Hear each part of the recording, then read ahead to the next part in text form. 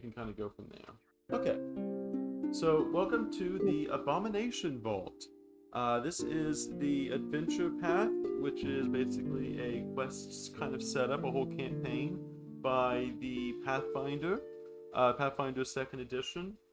We have 4 players here with us tonight. One player is missing due to a little bit of a sickness, but we have the other 4 here and ready to go. We are starting off our adventures in Otari.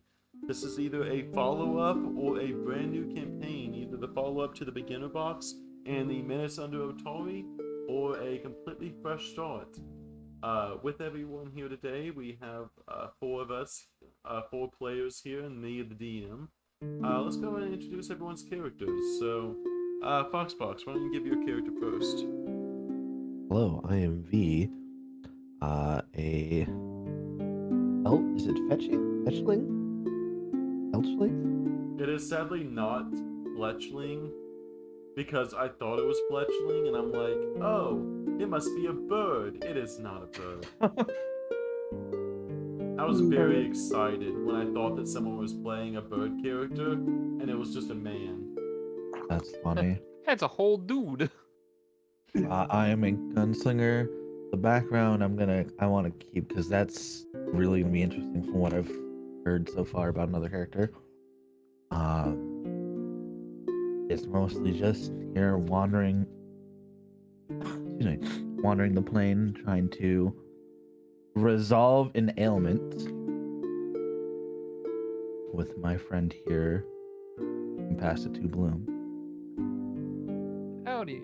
I'm playing Bloom, a little leshy plant person. She is a druid who is just kind of trying to heal and mend those around her and trying to keep everybody held together. And she, after some certain instances in her backstory happened, she stumbled into V and is starting to is trying to work with V to help them just kind of quality of life, getting the quality of life a bit up, and kind of has grown attached to them and trying to, kind of willing to follow them however they deem fit.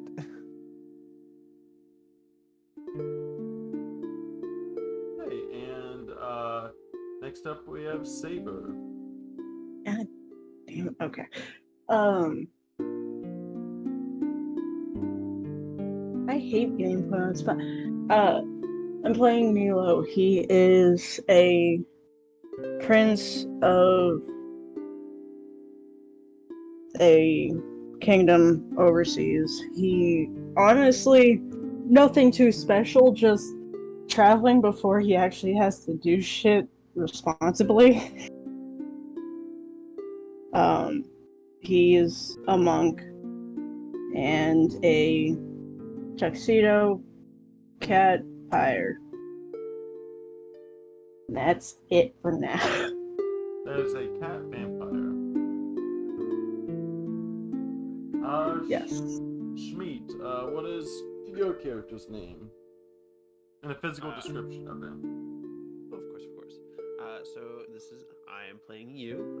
They are a swashbuckler cheetah. They are, very flamboyant, very in your face, very there to be there. They attract a crowd, but when they get down to it, they're mean. They will insult you, and they will disown you for your boot choice. It's basically just medium-ish tall cat boy with leatherish jacket that's almost like in a V-taper. Yeah, he's just kind of in the search for someone, kind of going about meeting people, and yeah. Okay, and Total, why don't you tell about your character? I'm as I said earlier, I'm playing Bloom. So Yeah, that's trying to heal people. Okay. You find all of you through various means, you all come together for basically you kind of end up in the same place. All of you know of a mutual beneficiary named Rin Savanixi. And this should show it to everyone. Yeah. Ooh. For you is Rin. They were a female tiefling who has a certain knack for oddities, as well as having a little bit of a connection to the occult, kind of the occult mythos of the world. They specialize in having basically visions, though whether you consider it a curse or a blessing, either way, they have come to you because they have had certain visions that they would like to share with you, because it has been very worrying for both themselves as well as the town they are in. So you are right now in a place very familiar to the town called the Crook's Nook. It is a well-kept town, but it's not really any secret that it's also basically, if you stick around a town long enough, you would know that it is home to a thieves guild that operates out of the building. However, the Thieves Guild mostly leaves the town alone, and they mostly have been a kind of a guild that does more passerbyers, and due to Otori themselves being originally they were a fishing town, but then they ended up going into lumbering after a few clever inventions helped them optimize lumbering to make them massive amounts of profit and just able to explode the city and expand out. You'll notice that most of the buildings in the city most of the buildings in the city have that same wood that comes from the north of the Otari, as well as they are a massive exporter of both ships as well as wood for ships. So you'll find yourself in well company if you ever have a knack for furniture. But as for all that to say that the Crook's Nook, after being the town itself is a hub for adventurers, as there is many mysteries involving the area around it, as the legend says that 500 years ago, a group of adventurers killed a mighty god somewhere over in the northwest of the region underneath the lighthouse. And ever since then, those heroes built up a city from basically nothing. And in order to find the similar luck and respect, a lot of adventurers pass by here finding their own reasons to be here. But now you're all here together, and Rin is telling you of her visions. She will introduce herself first, though, as she sees you all sitting down. She will go through kind of like the pleasantries at first, but then she will start to mention that just recently she has been getting worse and worse visions, and they all seem to be revolving around the lighthouse. And in these visions, she mentions that she has been having visions of the basically dead uprising around there, as well as a faint blue light that seems to be shining from the lighthouse that no one else sees.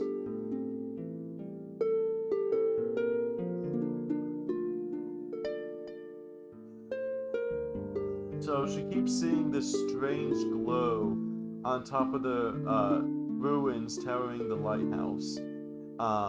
So like I said, from Otori, none of you could see it, or you're not able to make out the glow, but she says that she sees it even in the daytime, even though it doesn't actually light up until night. And she fears that whatever was put to rest there a long time ago is now beginning to re-emerge once again.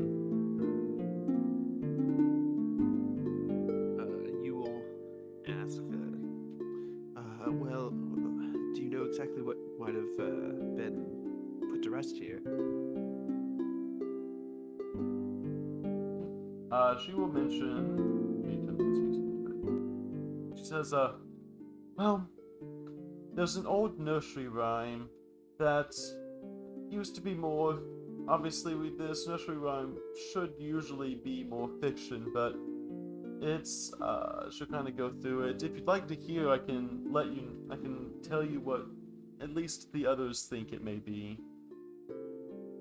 I mean, it's better to have more information than to not, I suppose. So as she says, there's an old nursery rhyme that is everyone in the town knows of, and the nursery rhyme goes, she'll kind of clear it though. When the fog is creeping and the moon is low, when the town is sleeping, Gauntlet starts to glow. That's when she arises for her midnight lunch.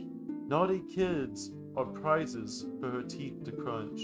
But if you obey me and obey the rules, you're safe from Belcora. She just eats the fools. And she says that ever since she's been to this town, she's been hearing that rhyme being repeated by most of the adults. And while Belcora she originally thought was nothing more than a nursery rhyme, hearing that rhyme enough in her head has started to give her visions of Belcora, or what she thinks is the embodiment of Belcora. And from what you all know, Belcora was the old god that was defeated underneath was defeated at the lighthouse over 500 years ago. And it's well known among the town that she was defeated, so the fact that she's getting these visions have been worrying her. And has there been a larger increase in people disappearing?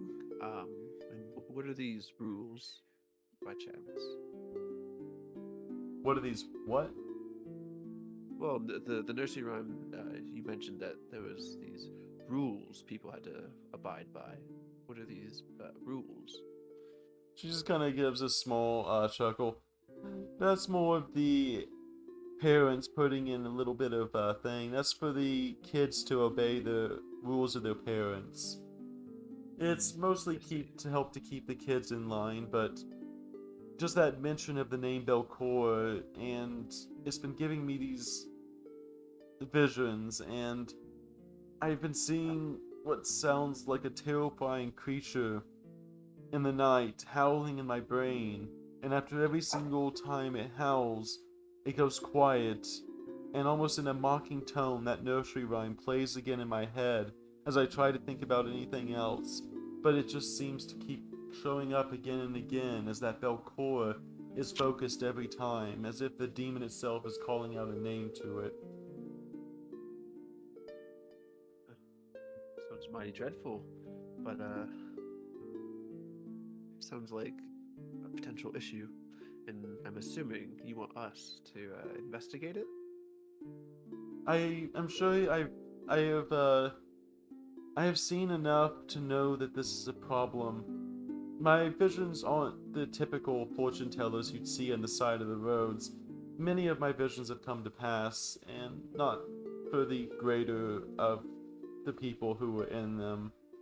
I wish I could say I dreamt nothing of happy rainbows, but I almost consider it a curse of foretelling, where I see something and I feel almost afraid to stop it.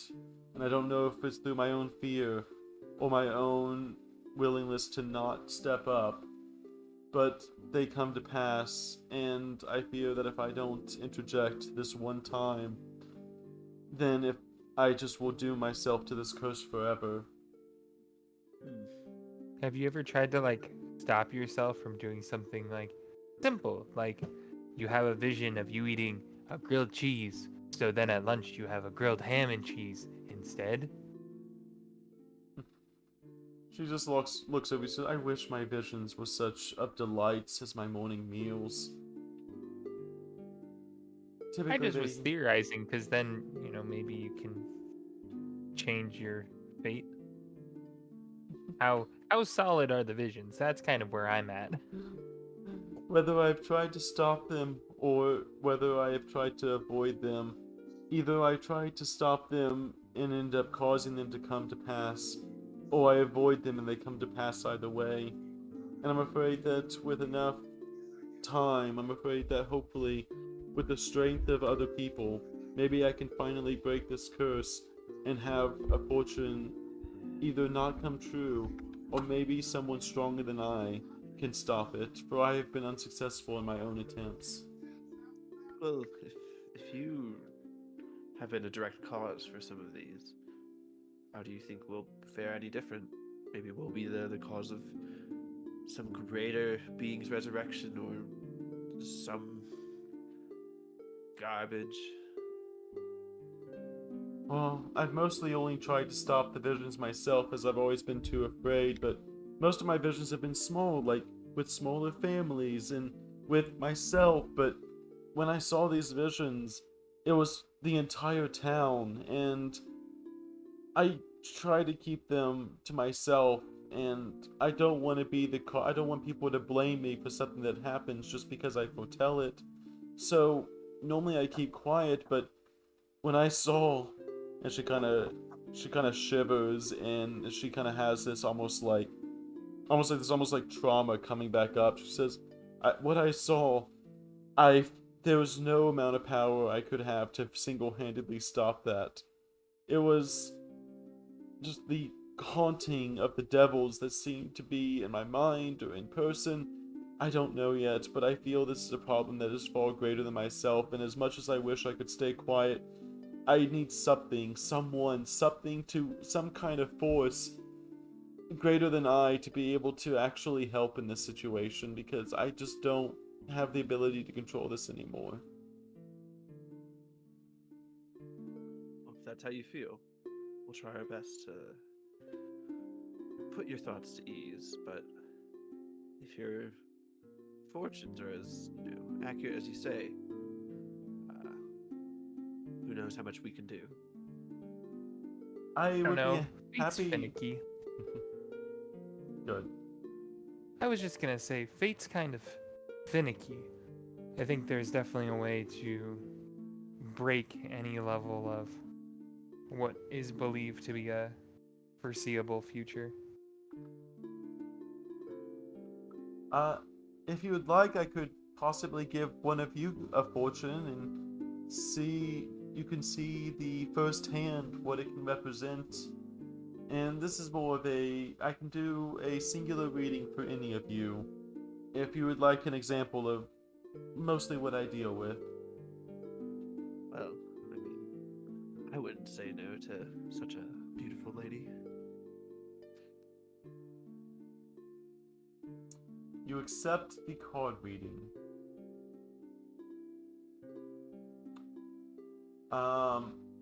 I will say, go ahead and flip first off, tell me, if it's. Do you know the difference between an up or down when it comes to a For tarot? fortune telling? Yeah. Yeah, it's just the opposite usually. Yeah. Do you know which? If it's facing you, is that the opposite of the card? I think it's dependent on the dealer. But I Okay. think like if you were to deal it to me, and it was like right side up, then it's right side up. But if you were like dealing it to yourself and then telling me what the answer is, it'd look upside down to me. Okay. Go ahead and I'm gonna have you roll 3 d2s to determine if it's up or down. So, So type in roll 3 d2s. Let's make sure that works.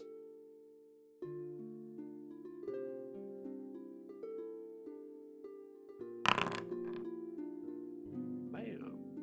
So, 4, 4, and against. Okay. Positive, positive, and negative. Okay.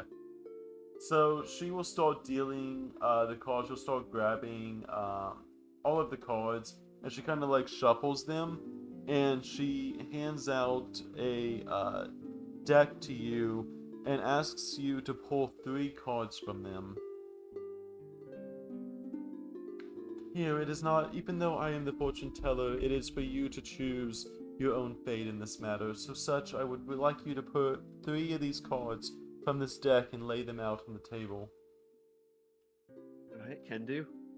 And he'll pick the very edges and then as close as the middle as he can get. Okay, and in order, the first card you pull up, and I will be pushing these in Discord real fast. The only furry cards I found on Furbandy.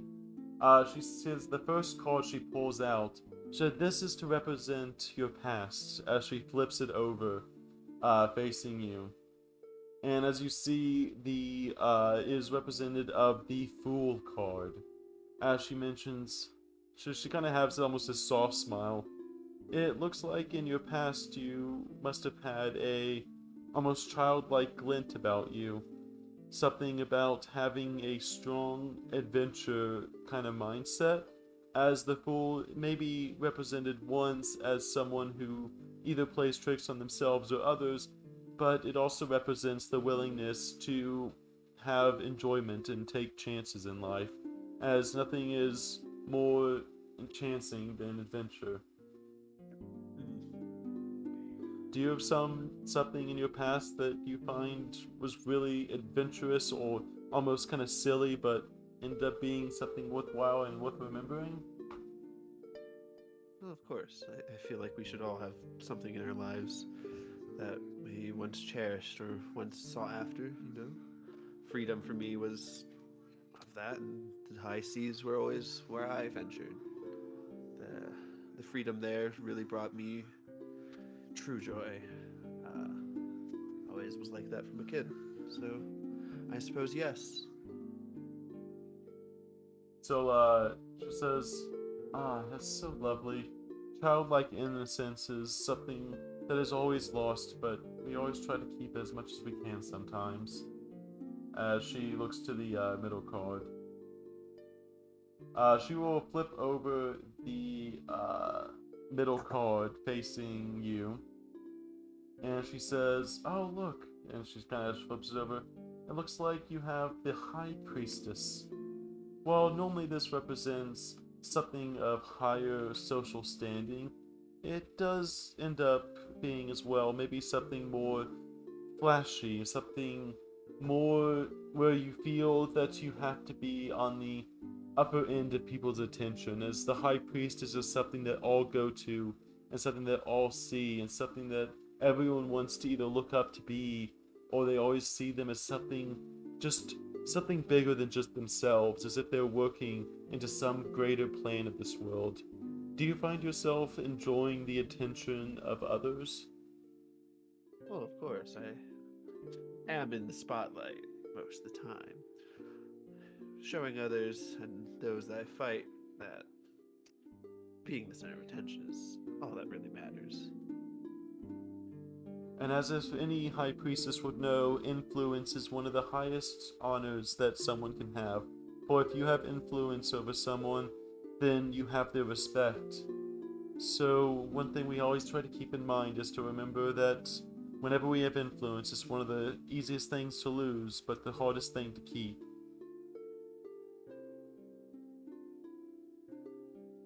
So we're gonna look, and she pulls the last card out of, or she kind of flips over the last card. This one facing her instead. This one being, she kind of looks, and the second she sees the card, you just see her pause a little bit. And Well, what's it mean? she sees it facing away from you, knowing that it's the reverse. But as she kind of looks at the card, you see her kind of like almost look off in the distance as if some kind of memory is coming back before she kind of snaps herself out of it. She says, "Oh, sorry, this is just," she kind of thinks over. Represents the future. And, well, if it was facing you, it normally represents some kind of, not exactly evil, but something that you wish to bargain for, that you are looking for this greater kind of agreement between something, but with it being reversed, it is more so the conquering of some sort of greater evil in life. As if you, instead of trying to bargain, you instead have a more generous spirit. And instead of trickery, you look more towards having a future built on trust and something that you can then look to yourself and see something that is no longer opposing, but something that wants to work with you. And she kind of looks around at the table. Maybe with all of these people around you, you may find yourself on the.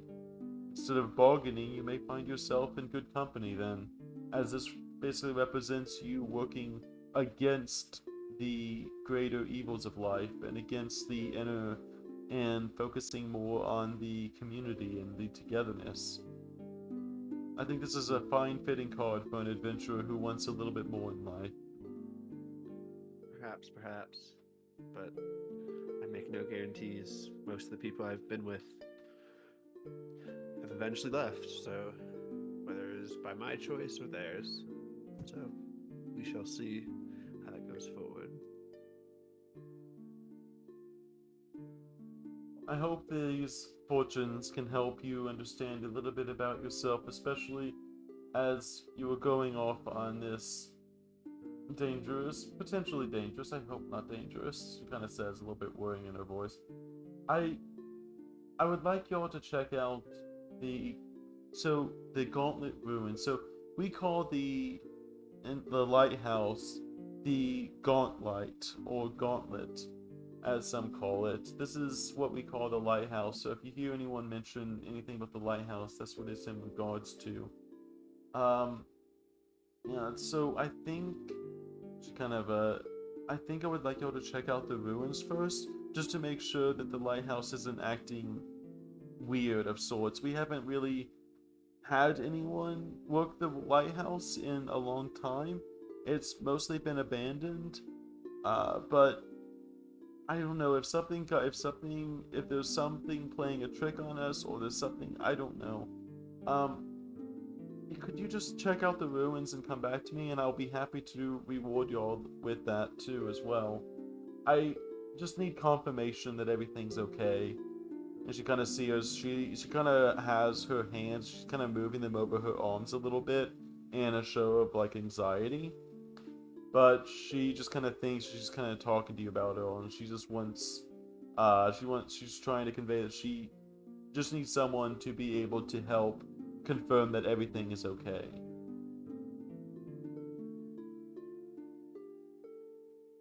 He reaches his hands over the table, places one over hers, and says, "Nothing's worth more than peace of mind. So, of course, I can do that for you." Bloom just sets a little leaf on the table. Just gives a thumbs up. Bloom, I need you to roll me a perception check. Let's get those rolls started for the day. Perception. There's a fern in the room. Do you want to take that one, or do you want me to do it? No, you're anyways? good. You're good. You, as you kind of you seem particularly more attention. Now, the town itself is used to adventurers of different races and backgrounds. However, being an entire plant creature, as small as you all, does attract a little bit of attention. And as you kind of look around, you see a singular like child coming up to you with something in their hands.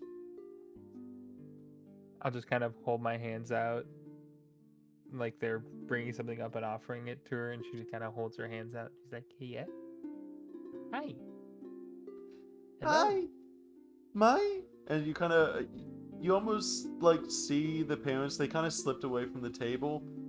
You see the parents kind of like reach out. They kind of talk about they don't assume you're aggressive. They don't want to like reprimand their child for anything, but they seem they're a little bit nervous about them going up to you. The father is just kind of face palming a little bit. This little girl goes up to you, says, My name's Mira, and I've seen mommy, and she hands you something, and when she places it in your hand, she places a dead fish head on your hands. She says, I've seen mommy plant these in the garden all the time. They help the plants grow big and strong.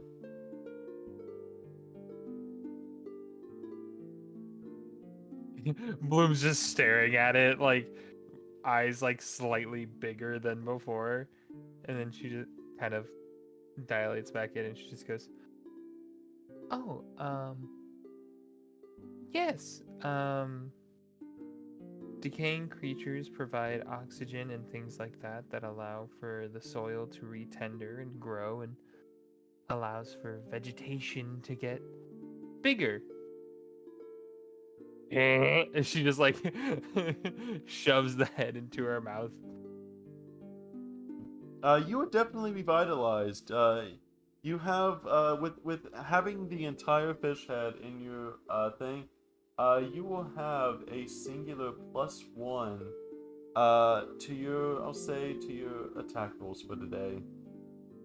And then Bloom will kind of look around and um she pulls like a little um pine cone off from her dress. And you see like another one start to like kind of like pulls one of the seeds out and replants it in her side a little bit to start growing a new one. He's like, and this is for you. They these little pine cones, they carry a bunch of seeds and stuff like that, and they're able to spread and bring joy. So you brought me some joy, and I hope that you can continue spreading joy to others.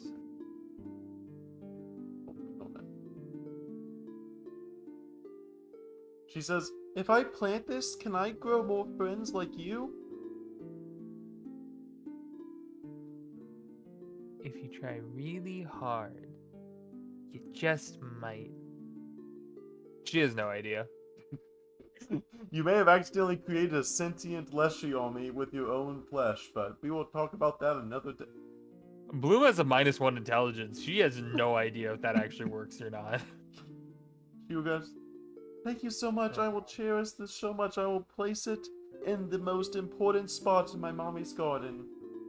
She will run off back to the table to show off the pine cone to the parents, who just kind of like wave a bit awkwardly at you, knowing that they just got handed a fish head.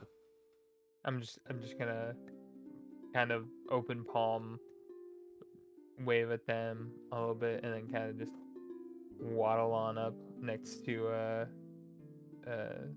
V. People are weird here. They gave me a fish head. I mean, And you ate it. Yeah. well, Just- what else are you Yeah. supposed to do? I mean, in that situation, I guess, but like, just like that. I mean, yeah, I mean, the bones and stuff like that. And she kind of like reaches down her throat and like pulls the bones out. They're good for sewing. Kind of breaks some of the um, ribs off at this point and starts like working on like potentially turning them into like a sewing kit out of fish bones. I think they're just not used to moving plants in this town. I mean, neither am I, but you come to expect some different creatures and adventures, so I don't think that kid's gone much adventuring. you never know. Start 'em young. I think she's gonna try to make an army. That'll be okay. I don't think that's gonna be okay. We can, yeah, it'll be fine. It might not be fine, but it'll be fine. It'll be fine. Mm-hmm. I will write this down for later. Suddenly, a bunch of leshies are everywhere, being just adorable. Where did these come from? Bloom in the corner. No idea. As long as she doesn't turn evil in the end, we're okay. Well, yeah, that's why you tell them to spread joy, and you try to Mm-hmm. teach them good lessons, and hope Potato. that they, you know, Yeah, have yeah. good parents that are able to love them and tender them, like a garden. Yeah. How is V reacting to all this? He's just mostly watching, a little disingenuous, just keeping an eye on everything in the room. I'm assuming he's heard the Bloom spiel before a couple of times, so Oh yeah, this is the output he was expecting. yeah. Okay, and with that, I will say, unless you have anywhere else to be, you can go over and we can have you go over to the Gauntlet Ruins. Unless there's Yeah, any let's particular go take a shops look. you like to visit. Yeah. So let me get the actual, get this map set up.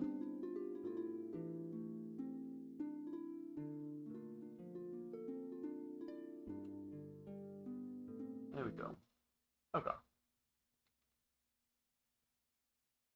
So should.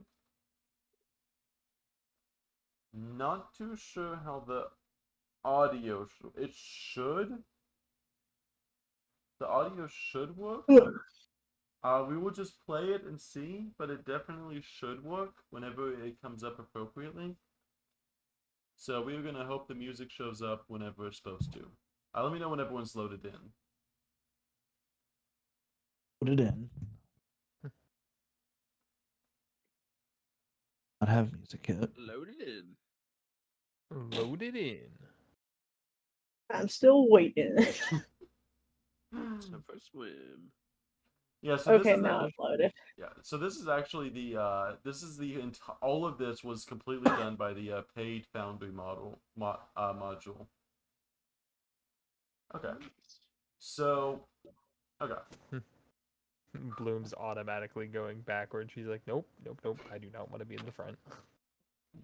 So, as you approach the ruins of the Gauntlet Keep for the first time, the sounds of frogs and mosquitoes mixes with the water sloshing against the muddy shores, all muffled by the ever-persistent mist that lingers in the aptly named fog fin. As the mist clears, a shadow looms from the cloying swamp vapors. A sprawling ruin of stone and wood squats atop an island in a soggy marsh. The upper floors have largely collapsed, leaving only the stone walls on the ground floor intact. Above these ruined towers is an out-of-place monument, a colossal lighthouse whose painted walls and iron casing crowns have resisted the corrosive effects of the surrounding swamp. Basically, the lighthouse is looking perfectly fine, but everything outside of the lighthouse seems to be almost decrepit and decayed. So, Well, this does seems it like look? a. Ooh, go ahead. Does it look like it's just been maintained? Nope. The lighthouse The itself, lighthouse, like, does it look like it's been maintained or just untouched? it looks like it has been maintained, as if the entire lighthouse has not been subject to the decay of the surrounding. As if you would expect there to be grime and soot dotting the outside walls. Instead, it seems to be more pristinely kept. By what or whom, no one could tell you from Atari, as no one knows of any that are still maintaining the tower to this day.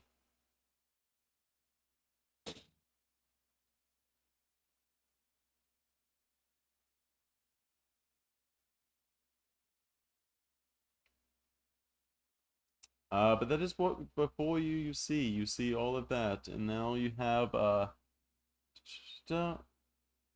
I you see don't a mind it. watchtower in front of you. So there was a small kind of watchtower with its little, stuff in the just to kind of make sure everything is okay. But it seems to mostly been decayed with some of the rotting of the surroundings. You can kind of peek through a little bit and just kind of see very decrepit looking in front. Mm. This place seems like it had better days, but at some point we have to go in and take a look, I suppose. I Caution, mean, of course. I the mean, sure, ground why not? definitely looks sad. Is that so? Can you tell the quality of the ground? She just kind of pokes it with her stick. Yep, sad. Kind of Very, draws a frowny face, like in the mud. Sad. oh yes, a very thorough check. I trust your expertise. Well, I'm sure this place, well, it may look sad as well on the outside. Maybe it's more inviting on the inside.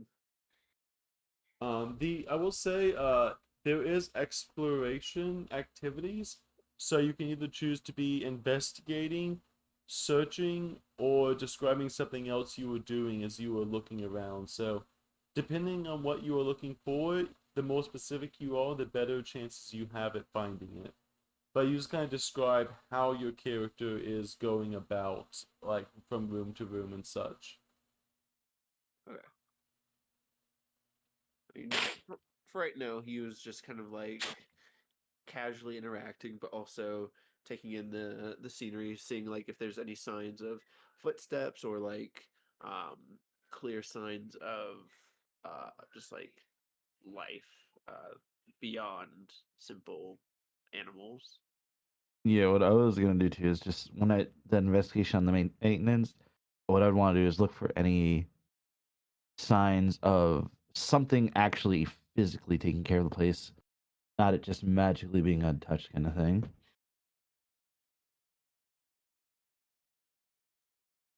Yeah. Um, what are you doing, Nilo? What kind of things are you looking for? I mean, honestly, Nilo is just here. Nilo is just honestly watching the water. Nothing more. He's just there. Ugh, very good. It's like he knows he's there for an objective, but at the same time, he's been zoning in and out of the entire thing and just like, y'all look cool. I'll follow you. You know? There we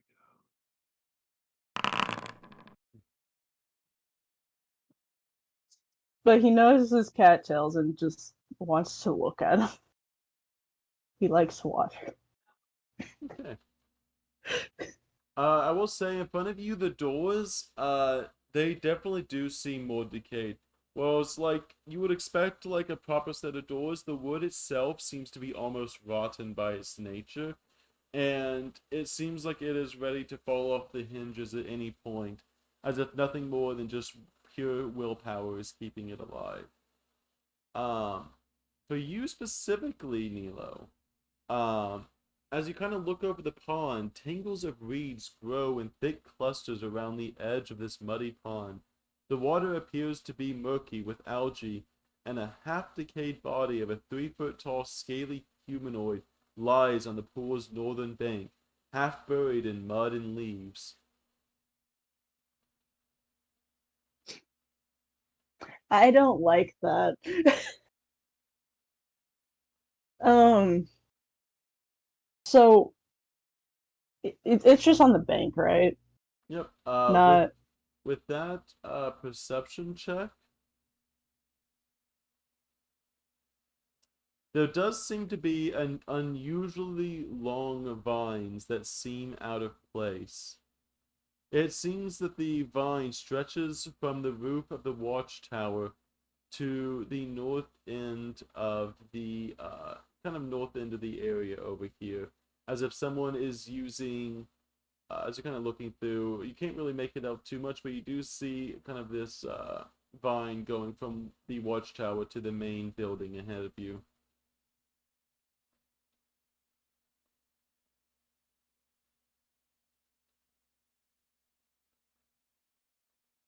Hey guys,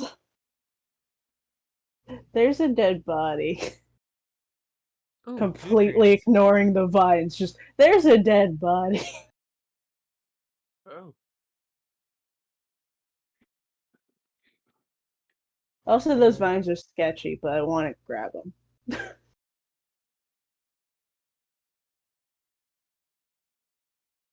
Oh, okay. Hold on. I can actually. Oh, I can actually make these uninvisible. There actually is vines. I just gotta figure out why they are.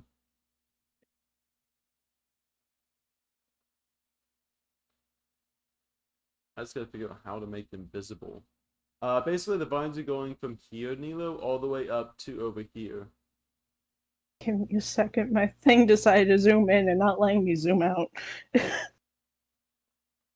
This mouse pad is shit.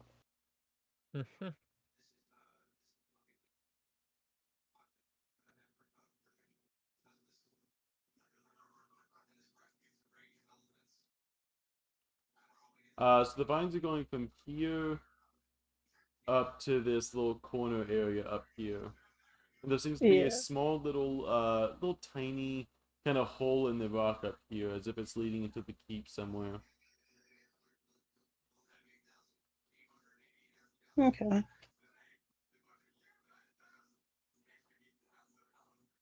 Hey, hey, Bloom. Yeah. You deal with Foundry, right? Have you been learning Foundry? Yeah. How do I make something like visible to players? In when you click on like the token or something like that, there'll be 6 little options that kind of pop up Yeah, around it, I'm not seeing the and options, so that's the one of problem. them should be to make it visible. I'm You seeing have to the make sure op you're on select token. I'm seeing the options for everything but that specific tile. Are you in you're right clicking it? Yeah. So Um, I can move one tile, I can't move it. Oh, uh, I there's a think you auto hide. I think you can double click and open it. There should be a way to make it visible. It's okay, if not, I'll figure it out later. Anyways, yes, would you like to go investigate that body, anyone? I would like to, yes. Okay, so the water itself seems to be about 4 feet deep. As you kind of try to, it does seem about 4 feet deep. Um, you do kind of feel. Do you go? Do you still go in the water? No, because I am like 5 foot, so no. That's like leaving my head. Technically, I can fly over. I could fly over. Nah, it's fine. I'm good. Do you tell the group about? Oh, you did tell the group about the kobold or the dead body.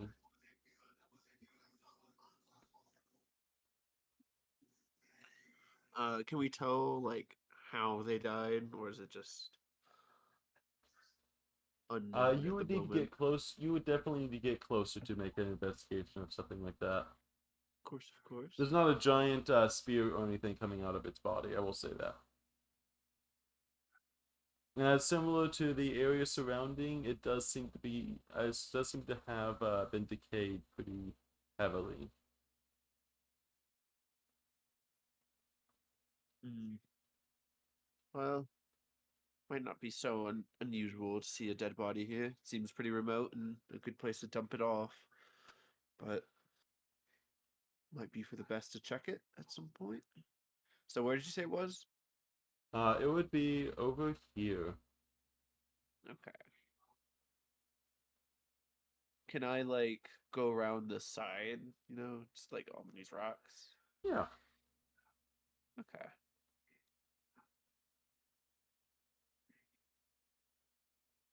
Oops. Oh, there we go. Cool, cool, cool. Am I able to see it now, or is it still like a little like entangled? Also, did a vine just show up right here? You'll see No. a vine right here. I see one, but Oh well, yes, yes. that's Yeah. been there for a while. Yeah. Okay, I thought I just okay. Wait, y'all saw this already? I saw Yeah. that vine. I thought that was just part of the background. Me too. Honestly, Um, yeah, same. Okay. Upon looking at the body, you see the corpse of a dead kobold lying on the pond's eastern bank. Um, the kobold body itself is the gear itself seems to be mostly ruined, with the exception of 4 gold in a singular rotten belt pouch and a spike snare bundled securely in a little backpack. All right. Am I able to reach it? Yep, you're able to get to it just fine. All right. Then I guess we'll just kind of round it up and then disperse amongst everyone else. Do I find anything in like the rotten pouch? That is where you found the ingredients to make a spike snare. Okay. Okay. Cool. Cool. Cool. I will say, as you're investigating the body, uh, you were basically defiling this kobold body by taking all of the loot from it. A singular thing pops out of the water and tries to basically spit at you. Oh.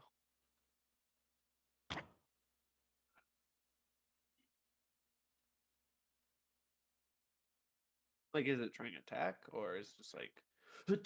It is trying to attack. I see. I see. Oh. I am pretty sure. What is your AC again? That is double your 18. AC. Oh, that is 10. That is 10 plus your AC. You have this Oofa thing doofa. come out, and Oh my it god. spits at you. It has a deadly Without the D10 hits. trait, of course it does.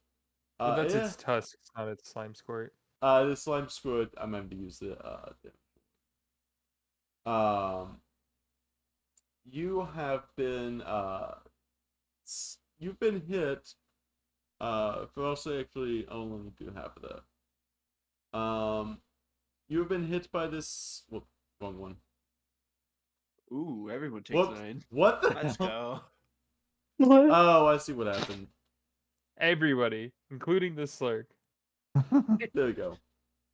What the Uh, fuck? I've spit my intestines at you. Take them. Oh no. There we go.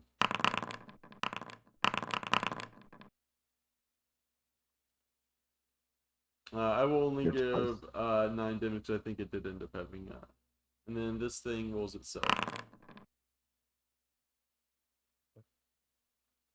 So I don't know where Where it is the is. slurk? I don't see it. I don't know if that's my. There we go. It is just now coming out of the water. The only one that would currently see it as it's kind of poking its head out would probably say Nilo and Bloom. It probably catches you by surprise, V, which is why you're at the bottom of the initiative. Nilo, you see this icky-looking creature just pop its head out of the water and completely like hurt your friend you that you have recently met. It seems to have not liked the fact that you tried to take from the kobold's body, as if it's almost protecting the kobold's body in some way.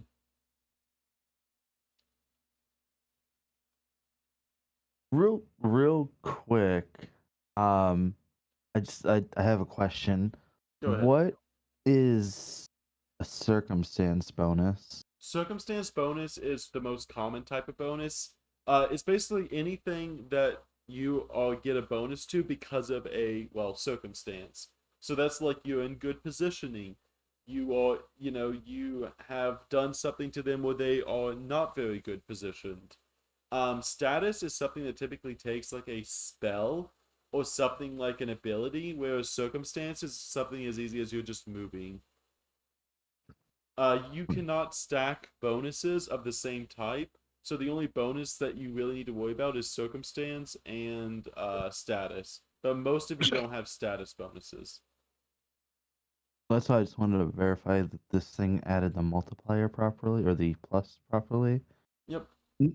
Weirdly enough, it actually matters just by one because it's.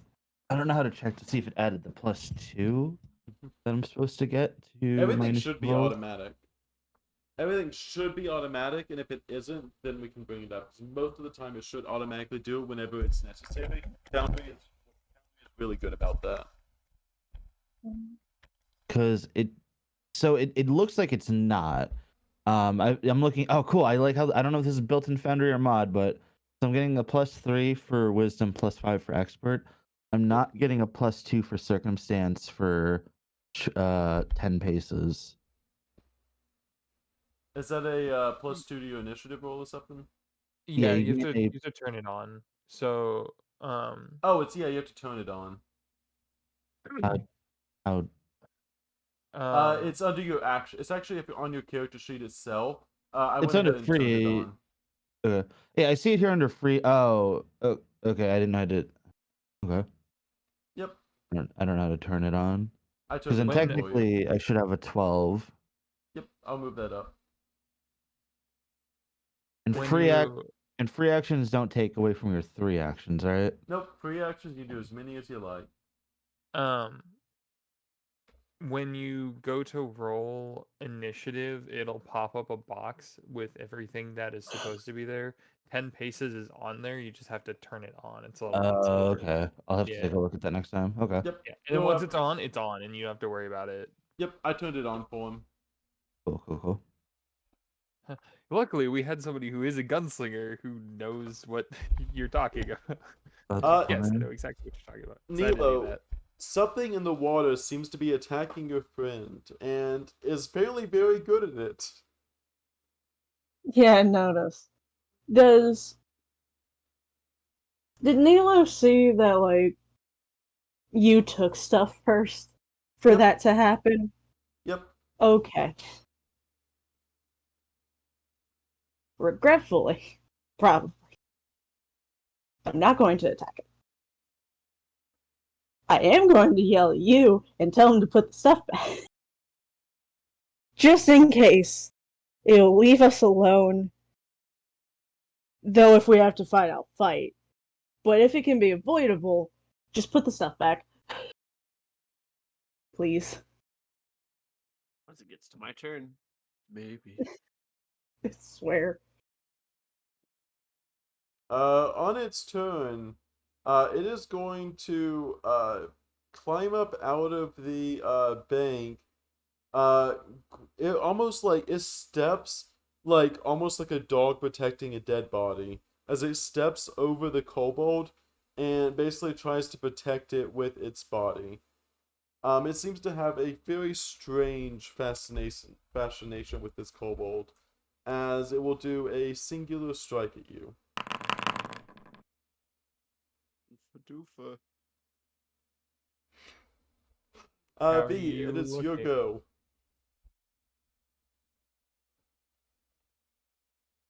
All right. I We will. get you 10 free feet. Yeah, I'll use my free action to move 10 feet. Am I able to move to this cliff here? Is the cliff? Yep, you're able to move along the bank side perfectly fine. I hear the commotion and stumble over. So, you need a perception roll? Yep, if I ever say that, just automatic. Okay, there goes your nat 20. No.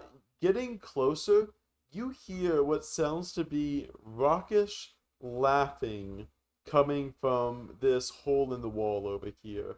As if something inside is seeing the most amusing thing in the world to it right now. Can I like look in to see if I see someone there? It is. You look inside, and it is pure darkness inside. Do you have dark vision? I'm gonna double check. I think so. You do. You do have dark vision. Yeah. You kind of Shadow look Farm. around. You see what looks to be almost like a tiny-ish, goblin-looking creature inside, but you can't really tell its color as everything's just kind of grayed. But you're able to make out the face of a singular, like, kind of laughing creature inside. After seeing the toad-looking thing beat up you, you see something that basically looks like a smallish creature, a goblin-looking thing. And is this thing like right at the window or is it further in? Uh, Originally you'd imagine they were just kind of like right on the edge of the window, but as you kind of peer in and you spot them, they go back to kind of climbing along the ceiling a little bit. As you do see inside the room, and there does seem to be like just at a quick glance, yeah, they're climbing along the ceilings By Yeah, the and the walls. I was gonna break the window and drag him out. I will attempt to shoot this thing that is now attacking party member. Can you defeat the singular toad?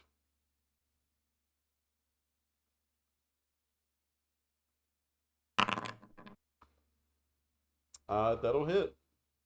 Go and roll damage. Oh, The slug takes 6 as you shoot shit. out. Oh, oops. What the? I went to click the chat box part and then it automatically switched it. Oh. So it just You said hurt double. yourself. Here, I'll give you. There you go, I buddy. got it. I got it. Yeah. Okay, Uh, you have 2 actions left.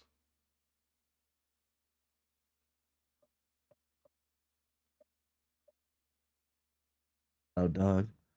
Um, So every single time you do a reload, you can either basically make a deception check to try hiding, or or you can make a deception check to hide, or an intimidation check to fear on your reload.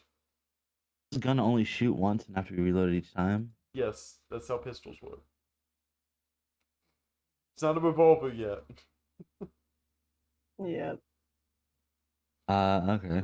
I will load. That's with the where the hell did the thing Racketeers. go? You always do the Racketeers reload unless you have something else in your other hand, in which case you do the dual weapon reload.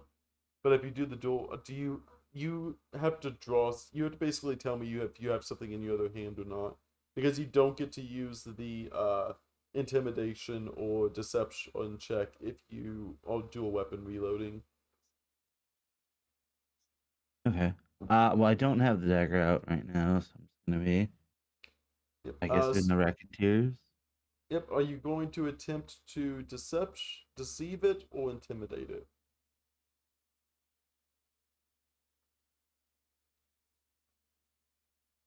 This whole time I had to fix my sheet. All my stats never loaded in. I will use this.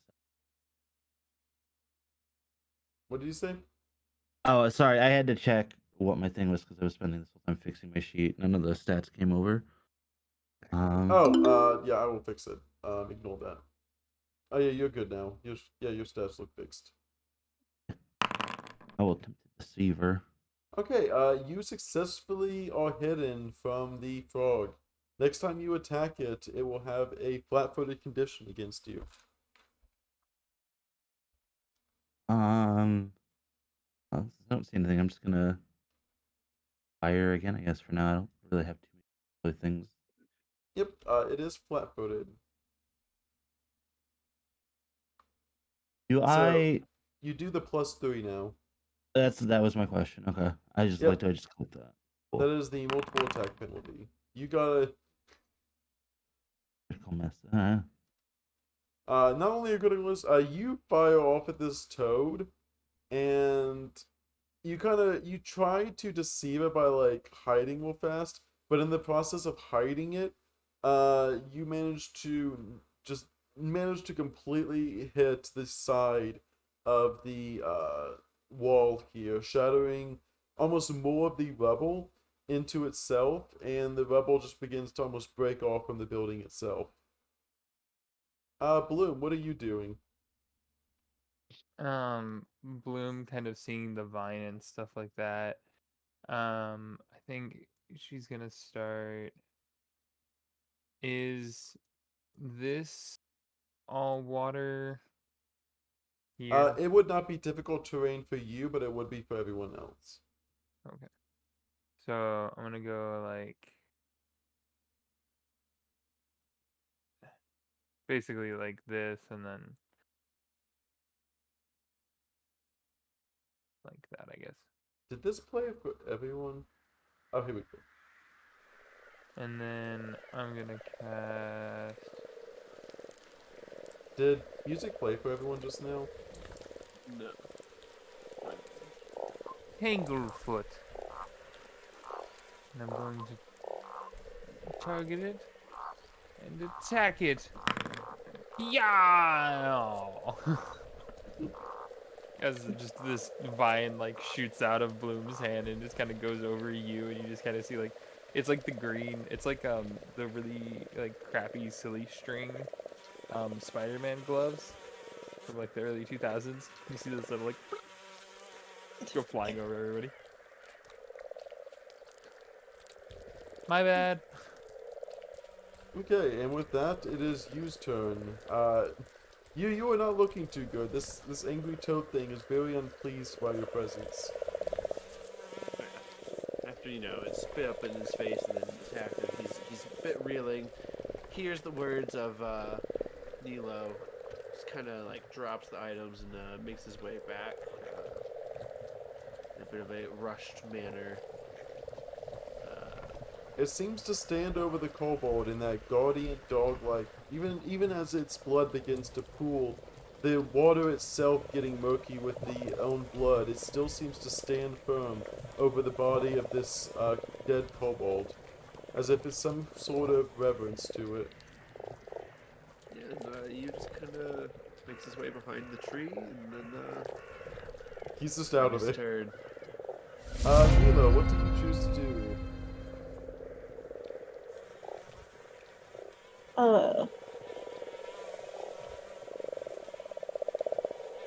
Honestly,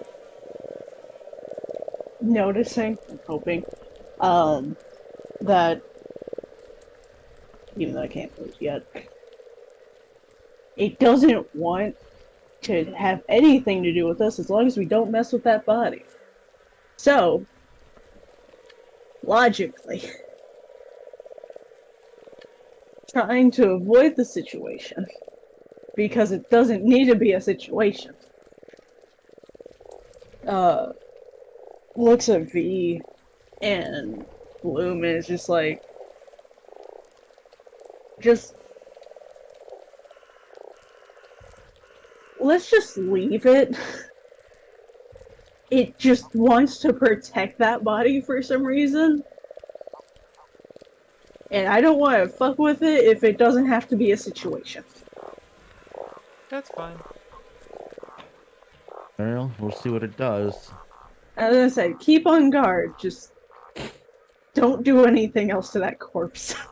You see the frog begin to he just kind of stays there. Actually, he just kind of stays there, kind of staring at you, almost with this almost like you think it'd be hissing, but it's almost like a popping kind of sound as you kind of hear, almost like an airbag, almost kind of like popping and deflating, and then inflating and deflating as he lets out these almost like raspy, poppy sounds to you all. But it does seem to keep its stance over the kobold body and doesn't move much from it. Is anyone else going to take aggressive actions against this toad? Yeah. Nope. He was just standing in the corner, just kind of like hand on his gut, just reeling a little bit.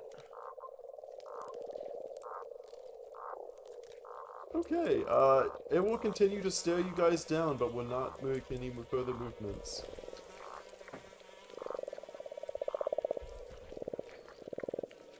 Bloom's gonna make her way on over to you. You who's almost dead.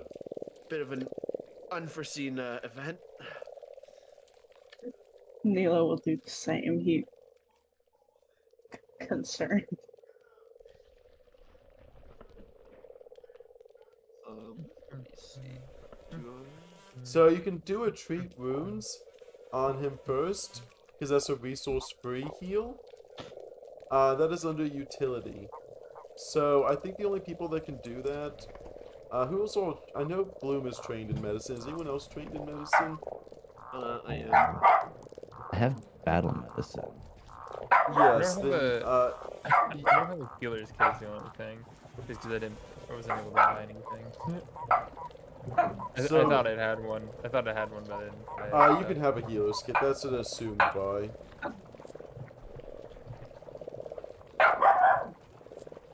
Silly dog.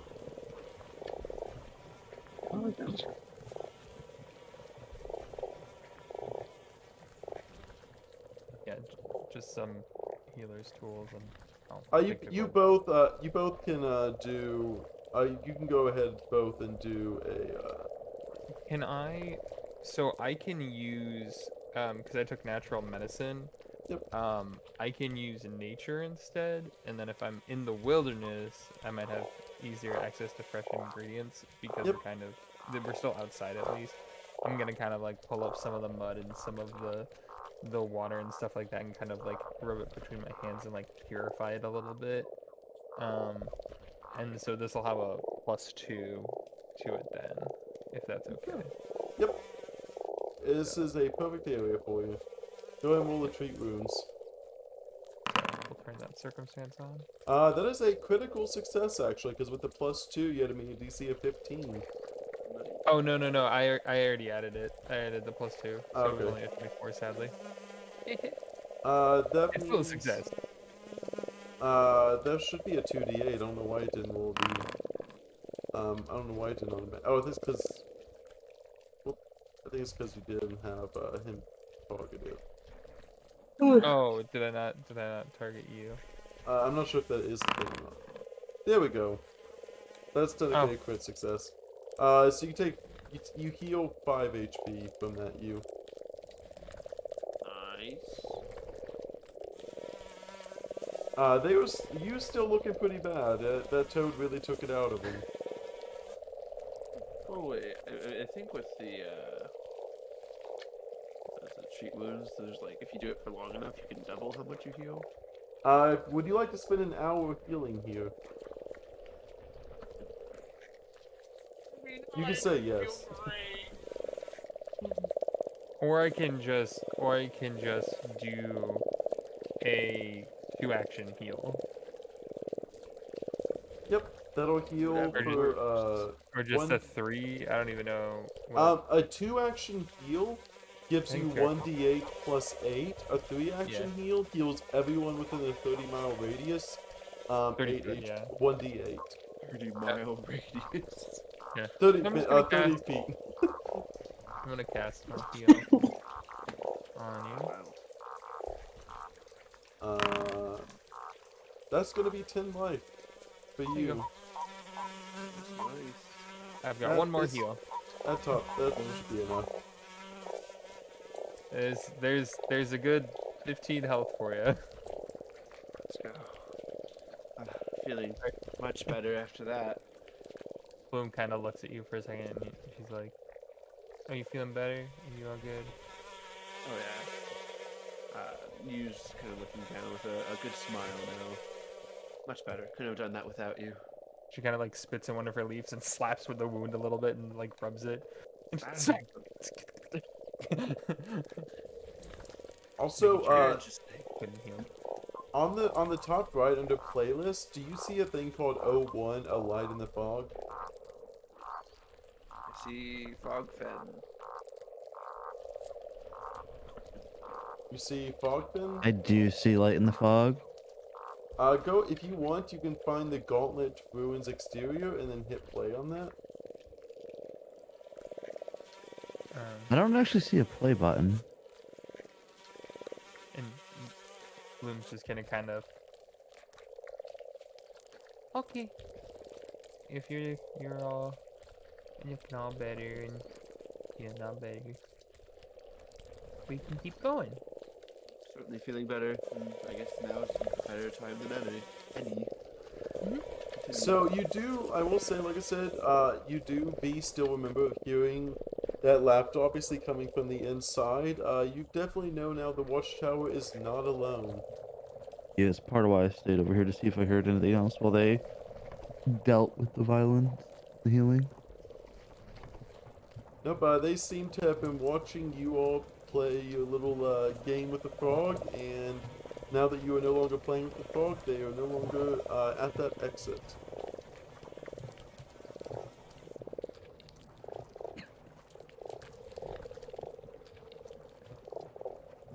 I'm gonna pace back and forth, annoyed in front of the door. Can I roll like a nature check to actually check how the land is feeling? Go ahead. I had joked about it being sad earlier, but like now I'm actually intrigued.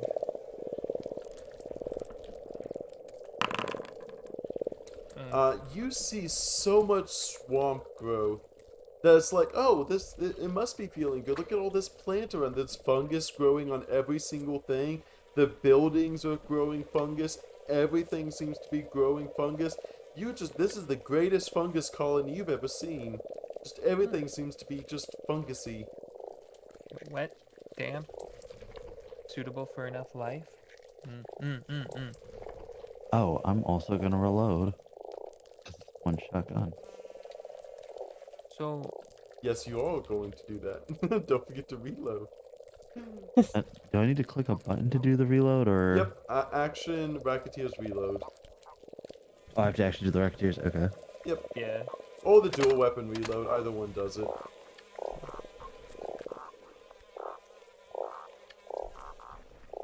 so do we want to kind of look around a little bit more, or just check the door and go in, say hi? What's the plan? Bloom's just like looking up at you two. Well, I mean, we should probably just. I mean, we can go check the. We can go inside, but we should definitely be more cautious now. Considering just. Though I understand, looting a body cause problems, we should be cautious what we do now. Because I feel like any wrong move could give us unwanted attention. Oh, of course, of course. I should have known better than anyone that what lies below the water is scarier than we even know. But let's see. If anything, wait, do we know, or did like any of us hear about like the laughter from the inside, or was that not communicated? V can be at his own discretion what he tells you and doesn't tell you. So you have to ask V. That was not discussed yet. We're in the middle of the fight. Yep. Cool. Just making sure. V would be the only one that heard all that. Yeah, it's like technically I could have maybe, but that would have been debatable. Nope, only V knows about what he knows. Either way, it seems like we might want to make our way in, because outside might be more dangerous than we even know. At least on the inside, we know nothing can splash out from the water. But something can come from the ceilings. There's something in there. I'm gonna say as they come over here and they're saying that. Something in What do there. you mean there's something in there? Something, and I don't like it already. Is There's a the little.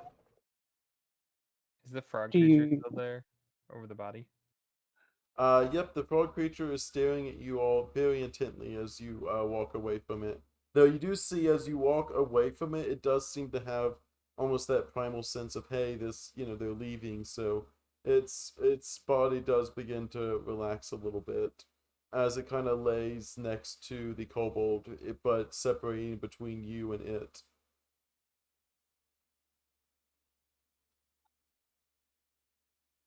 So if there is something in there, do you even think it's a good idea for us to go in there right now? Probably not a good idea to go in there, but we did say we'd check it out. End of the day, it's a mission. We have to comply or give up. And you haven't even really done much beyond get attacked by an oversized toad. I mean, it was more of a request than a mission, but yeah. I mean, she said she would offer us the reward, so I mean, I see how guess. you won. At the end of the day, I'm here for a reward.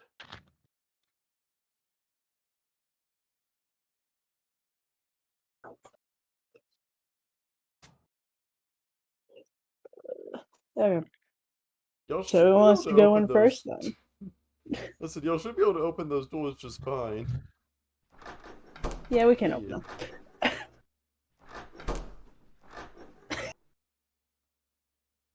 Good. Yeah, if we're going out to kick the doors open. Nah. So, You but then think there's front, gonna be other stuff that's gonna pop out uh, the second we walk in? Nilo, I will say, you realize that you're the only melee character of all three of them, right, Nilo? I figured as much. I You are thought you literally was as well. you is well, use melee. They can be melee or range. Oh, I was what? going to say, it's the fact that I am only melee. Yeah. Yeah. Hence the fact that besides of him wanting to just travel and see the world, he doesn't, though he will, he doesn't like fighting as much. He doesn't care for it if it doesn't have to happen. I will say, if you are prepared, you can go ahead and enter one of your stances before you actually start, so you don't have to use an action on that in your turn. If you feel like you need to obviously have a stance ready.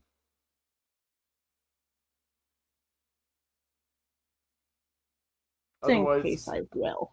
yeah. Otherwise, it's an action on your turn. Yeah, it's like just in case I will. Yeah.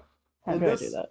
you wouldn't have guessed it for the frog, but at this point, yeah, you would start. It would basically be battle preparedness at this point. um, So it's under features and then class features. You have stance of the wolf, and yeah. then I can attach that to you, and you now have that. Okay. Um, looking in, Nilo obviously sees all the webs. Yeah. Yep. Specifically, you see swaths of mildew and mold cover the damp surfaces of this watchtower, appearing green and black smears on the door's stone walls. The door frames and the walls to the north and south rotted long ago, while a few collapsed chairs lie on the floor, and amid a small heaps of foul-smelling gray lumps. Thick sheets of dusty cobwebs hang from above, obscuring any view of the ceiling.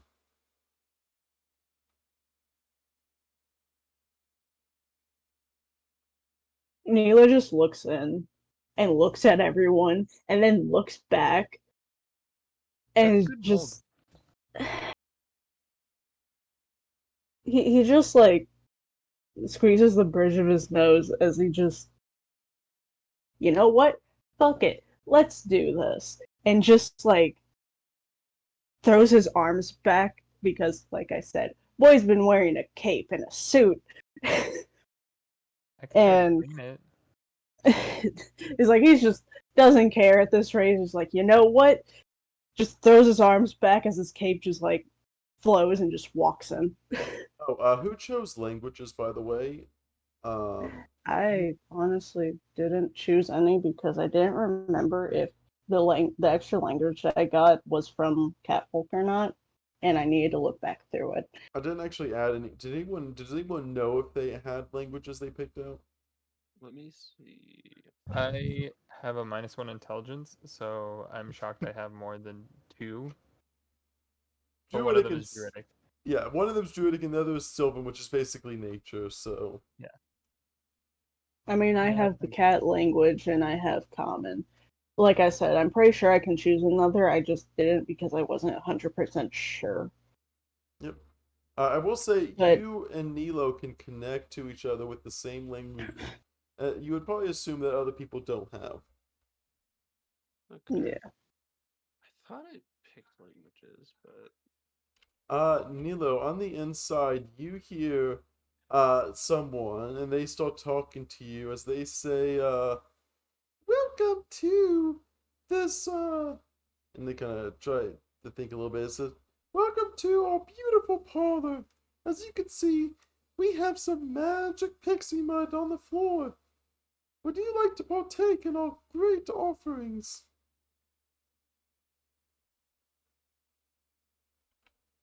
Who heard this? Nilo. Me. As Oh. you sound that you see the sounds are basically, we are the pixies of this ruins, and we are here to help adventurers on their path. Partake of our magical pixie mud, and you will foretell great things. Oh. Um.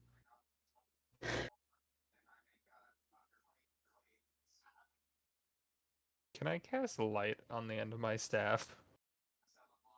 Yes, actually. Where are you casting it? Are you casting light on the staff itself Like, just or like in the on room? the top part of it, almost kind of, almost Gandalf like, where he like kind of Yeah. has that top part and just kind of like illuminating it off that. You hear like you kind of like hear these little pixie sounding things casting. Actually, yes, you do actually cast light. Yeah, Um, as I'm you just gonna do, cantrip cast light and just be like, hello. as they're kind of trying to say this to Neither to try to convince them to partake of the pixie mud, you shine the light in the room, and you just hear a loud hissing sound as you see this and several of these creatures up in the up on the web, basically walking along the webbing of the ceiling, kind of hanging there like a hammock. Hi, you seem interesting. One of them you see, they, so actually, I'll actually put them on the map. The toad is not here. You see them, very clearly now as they have been lit up.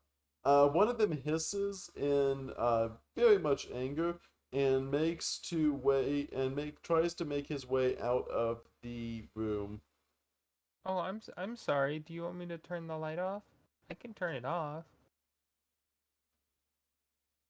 They were basically not expecting you to be able to see them. They are very actually, they shriek in anger and fear as your light comes closer. Two of them attempt to throw darts at you specifically, seeing the light. Misfit on Misfit. What's your AC? You're 17. You were hit for one damage balloon as they throw a dart at you. That was very rude. You should feel bad. That wasn't nice of you. Now burn. No, just kidding.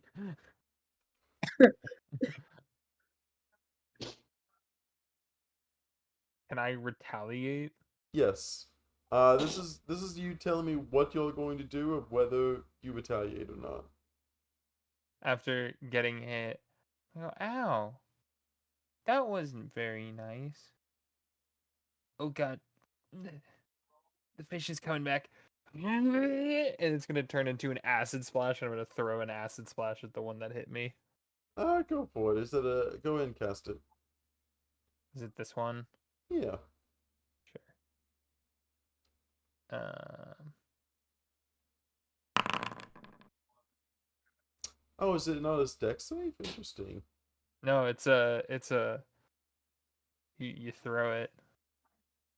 If you hit, it deals 1d6 plus 1 acid damage on a crit. It deals 1 persistent acid, so Okay, so it's a spell attack roll. Okay. yeah. Um.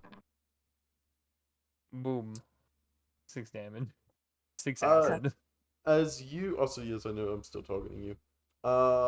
You take as you splash this acid. Um. You see like most of its clothing begin to rot away. That's very his clothing itself seems to almost bubble and boil as all of these boils you see all across this creature's face that was already there, all almost simultaneously pop from this acid, creating a mixture of ooze and acid combined, almost searing the open wounds shut as he um basically almost basically melts to death under this very high damage rolling max You could have damage. just talked to me. They are going to run away at the top speed out of seeing that kind of acid. They are going to just book it. Um, is anyone going to? The first one already managed to get out. Is anyone going to try any aggressive actions on their way out? I mean, Yeah. I'm just gonna track one with my gun and think about it. Some And not combats that are fire. really, some combats that are so basically low that they are just considered low encounters, I will basically roleplay it out and just see. Because I don't want to start a combat encounter just to have it be over real fast. So Mm. yeah, this of is more course. of a There- this is a mixture of roleplay and combat. You said I they're was just gonna trying. say, sorry. You said they're just trying to like run out of the room, right? Yep, they are running away. Okay. As one like tries to run out, you'll pull out a star knife and then just attempt to throw it at one. Okay, the one on the left is the one that got hit by the acid, as he is taking a little bit of extra time to get out of there. You can't see at the moment because the acid pus Yep, is already I'll give in him his eyes. I'll give him flat-footed. There you go. Throw that ninja star. Let's go.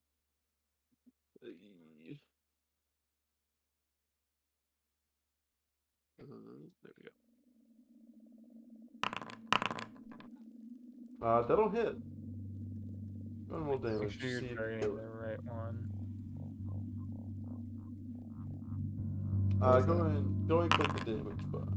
Okay, that is exactly his HP on a 1d4. You go over to this thing and you kill this thing so bad. You throw the stars. He's kind of like trying to scam him out, like the acid almost like bubbling away at his skin. You throw this star knife and you launch it directly into the back of him as he is trying to scramble out, and he falls down and dead.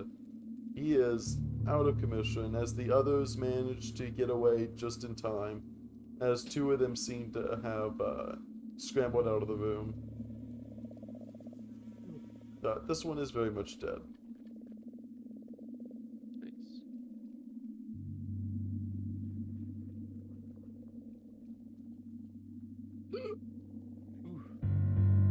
And I'm kind of using combination of acid splash and we'll loot the body, but then afterwards I'm gonna use a combination of acid splash and spout to kind of melt the body and then just like clean it away. Yep, I'll allow you to do that.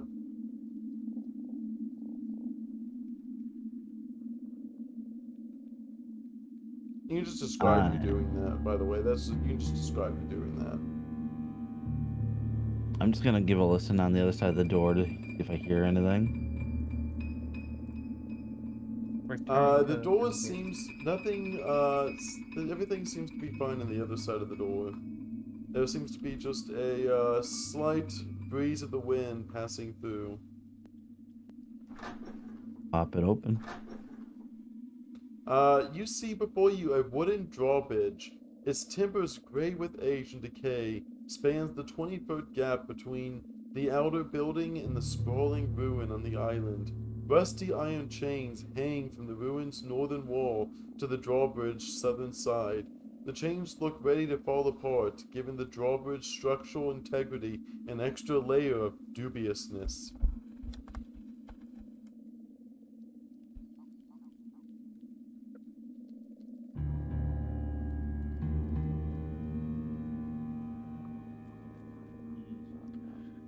Well then, maybe this is something we'll have to test the weight of, because these doors, we can all clearly see, slightly rotten. So who knows how a bridge will fare? Oh, the good thing is it's caught, so the bridge shouldn't be The bridge might break, but it shouldn't collapse completely. Also, like I said, what is everyone doing whenever they're like? What is everyone's exploration activity again? I want to actually write it down this time. Like, what are you looking for exactly? This time, you is now, since he's aware that people are around, is gonna constantly just kind of be checking our back to see if like anyone's around. Kind of like So you're checking for behind us. enemies. Yeah, same. I'm just checking corners and stuff. So Neela would probably be doing the same now since he ran into it first this time. Okay, so all three of you are checking for enemies. What is Bloom doing I'm looking for as you kind of mushrooms. walk forward? Okay. I'm looking for mushrooms. I'm looking for a couple things that I can maybe pick that I might be able to use later down the line for potential herbal stuff if we get inside this a bit farther and I don't have as much nature around me to be able to start like prepping Let's stuff. go and go ahead and if you give me a nature check and everyone else, I'm actually gonna write down what the perception check is this time. You can ignore that one. 10, 20, and 13. Oh, these nature checks have not been swinging. That's okay. Oh, this map is huge. Map. Yes, the map is very huge, but you're gonna notice the maps are gonna be extremely huge going forward. Like you're basically supposed to spend entire days of a campaign inside a singular floor. Is that just a wall, or is there supposed to be something? That should just be a wall. I'll go ahead. Actually, for y'all, I'll go ahead and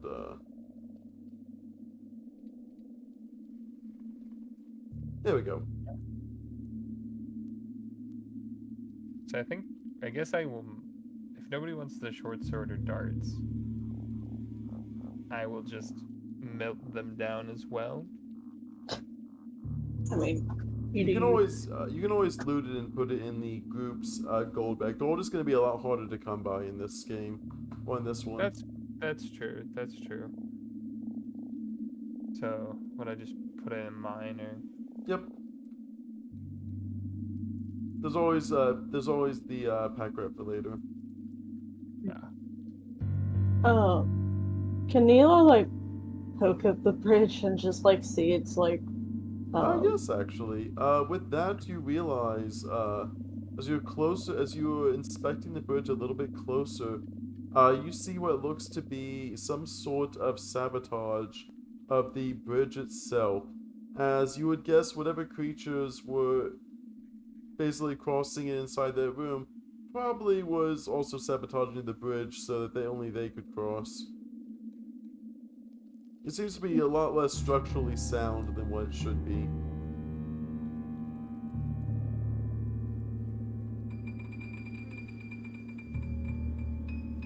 uh,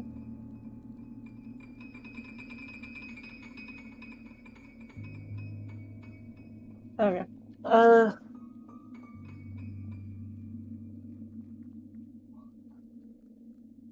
So the way it looks, the bridge ain't really that sound. I'm not 100% sure on how much it is able to take and whether or not, like, trapped, but it's definitely not as sound as it should be. Are these chairs actually here that I see? Yep, those chairs are decayed and decrepit, as if once they were of great wood and quality wood, they are now nothing more than rotted termite-infused chairs. These logs, do they look like they're not completely rotted through? They seem to be kind of what is that swamp growth, where everything seems to try to grow as much as it can, but it just seems to decay most of the year, as it's basically a constant struggle between life and death in this area.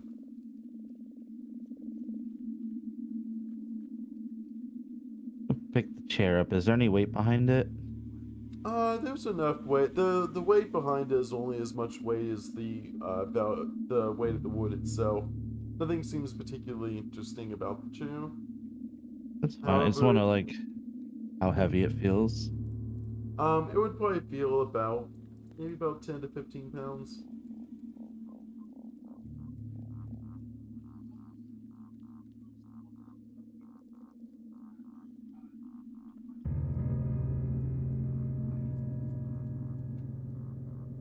Hmm. I mean, Bloom's just gonna kind of waddle on up. Just gonna bring the chair over and throw it on the bridge and see if the bridge just drops. The bridge seems to stand firm. I have an idea. Basically, only I can do it. Zerda, are you allowing me to fly Have it- very small distance? Yep. Like not like all the way, but like I gave you basically I'd say a 15-foot fly speed. okay, that's great. Okay. Neil is going to cautiously go and hopefully get to like the middle to see if it will at least hold him, because a chair that is decaying doesn't have much weight. Yep, it seems to hold Hey. you just fine. Okay. Can just to see if there is anything else. Because yes, it can carry him to where he's got. Can he just walk around to just test it? Yep. It seems to be sturdy enough for it to handle you. Okay. I'm going to walk back. You can walk to the other So, side too. I mean, yeah, but I mean, like, that's yelling. Who wants to yell? I have an idea, Mm. and Bloom's gonna kind of waddle on over here and then waddle the rest of the way. Has an idea, doesn't tell us. Is the idea just to walk across? I think so. No, actually, what I was gonna do was use I have the extra reach kind of thing, so I can kind of launch my hand out an extra 5 feet. Yep. And then I was wondering if I could use that in tandem with the kind of tanglefoot, where it Yeah. shoots a sticky vine out and kind of weave the vine into the metal of the chain, and then kind of like yuck it over the bridge. Wait, what are you yucking over the bridge? Is The that chain. No, what are you doing with the chain? are those chains are they attached or not? Yes, they're attached to the drawbridge. Okay. Are you reinforcing them? Is that what you're doing? Yes. Let's do Okay. that. That sounds a lot better than what I was thinking. You Yes. said yucking them, and I'm like, no idea what the heck you're yucking. I was thinking of throwing them like over to the other side, and I was like, wait, no, that doesn't track. But yeah. Just kind of going through and like weaving the sticky vine like through it, and then like coming over here and doing the same thing on this side as well, just trying to reinforce it. Okay, I'll go ahead and say you definitely do reinforce the chains. I will say, Nilo, not noticing any of it because his back is turned, is still trying to explain that, well, I wouldn't, like, one person can probably go over at a time, but I wouldn't trust more than that. And Bloom's just like sitting on the other side and just.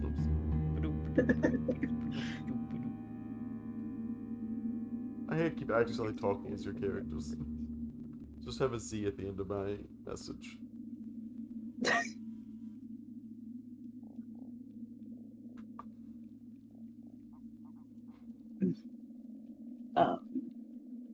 And Nilo's just gonna, like, go over Yep, you make it over after he just tells fine. them, and he notices the reinforced bridge and is just like, oh, Hi. never mind, I guess. How are you? I'm good. That's good. Oh, guess I'll have to. Reinforcing the chain. It might not be a bad idea to see if these doors can open before we let anyone else come across, though. Yeah. But we also probably shouldn't leave them open until everyone is across. I don't think anyone would be enough room. Well, we can just open them, and then if, so we can have room for everybody. Otherwise, it's gonna get cramped. Yeah. Oh, I wonder if we open the door, if that'll cause it to fall. That'd be funny. You've already opened the That door. What? look, that would not be funny. Oh, hey, look, the door's open.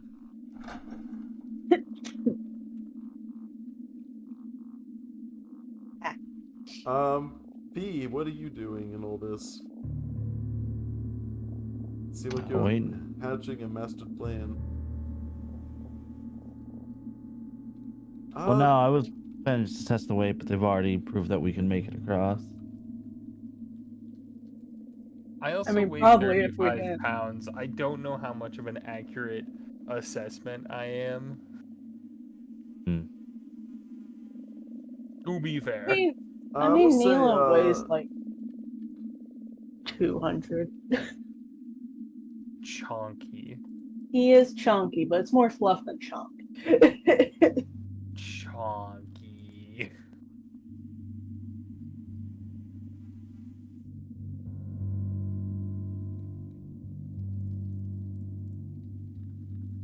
so, Blue, on the inside. Let me get this. Piles of rotting timber and on loose stones lie in heaps throughout this large L-shaped hall. Clumps of moss and tangled vines spill down from gaps in the wooden ceiling above each of the piles of rubble. Several doors lead out to all sides, most barely clinging to hinges and frames. Debris completely blocks a wooden stairwell that leads up to a large hole in the ceiling. Here and there, the stone walls bear the scars of fire or damage from an ancient battle. I heard moss, and after that, it kind of lost me. I'm interested in the moss. I'm gonna after he passes off, I'm gonna shut these doors behind us and like jam the busted chair so it can't be open from the outside. Then Okay. follow through, and I'm gonna close these doors. I'm not gonna block these ones. I'm just gonna close these ones. Yep. Make it so it's hopefully Where safer. is you? Okay, there's everyone. Where did Bloom go? Make it Bloom's way less up there. likely that somebody is gonna return. The little pixie things are gonna return. Bloom found moss.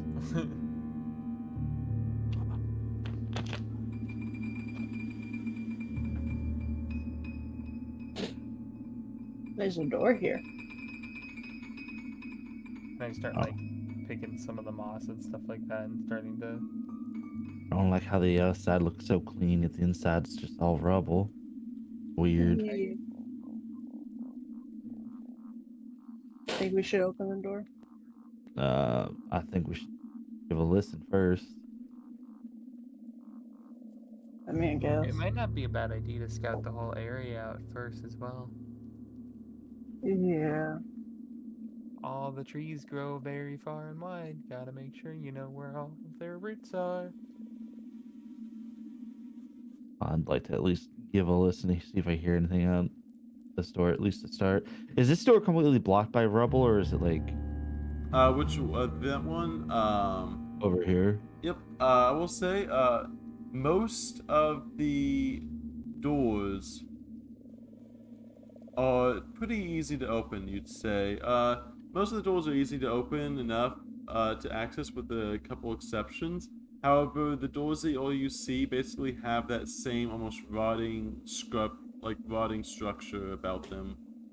I just meant that this one has all the rocks here, so I didn't know if this one was actually blocked or not. You can climb over the rocks. It would be a small little acrobatics. Small little acrobatics gonna get over the rocks, but you'd be able to go over there. Also, I will say something about this.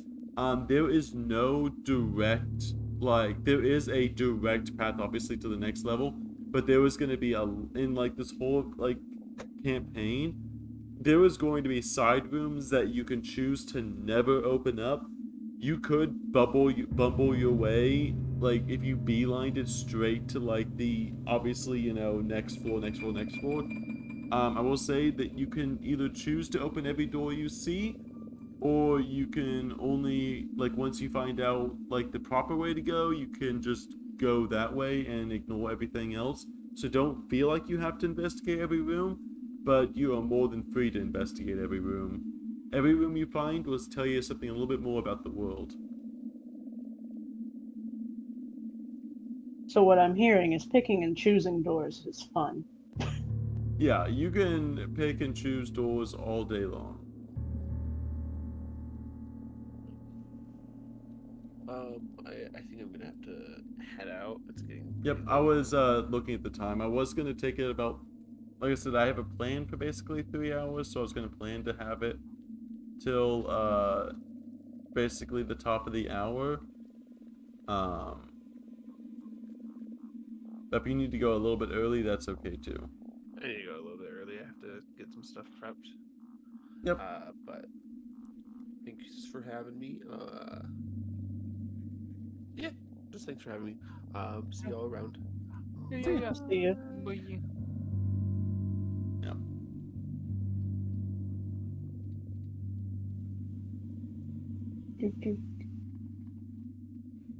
Just seem very hesitant to move anywhere. Could I roll a nature to see how old the moss is? Yeah, go ahead. Like, Actually, yes. glean how old this moss potentially could be. You would know. I didn't. You would notice that the moss seems to be almost centuries old, as if the fight they mentioned 500 years ago basically made it so this hasn't been almost touched in just as long. It seems adventurers just came in, completed a quest, and then just left the entire building like it was nothing after they completed whatever they were doing here. The audacity. Well, nature does like trying to cover over the scars of the past, and she'll kind of scoop up some of the moss and put it in her bag and look over at a V. You want to go through that door? Hmm. I just want to make sure we ain't gonna find something on our way back, sneaking out of here. Mm-hmm. Good thoughts. I just want to do a perception check to see if I hear anything. You still have your same perception check from before, and you had a 20. Oh, okay. You find a mountain fern moss in the surrounding area. I'm looking up interesting moss names. You found a mountain fern moss. That is being added Moss. to my consumables.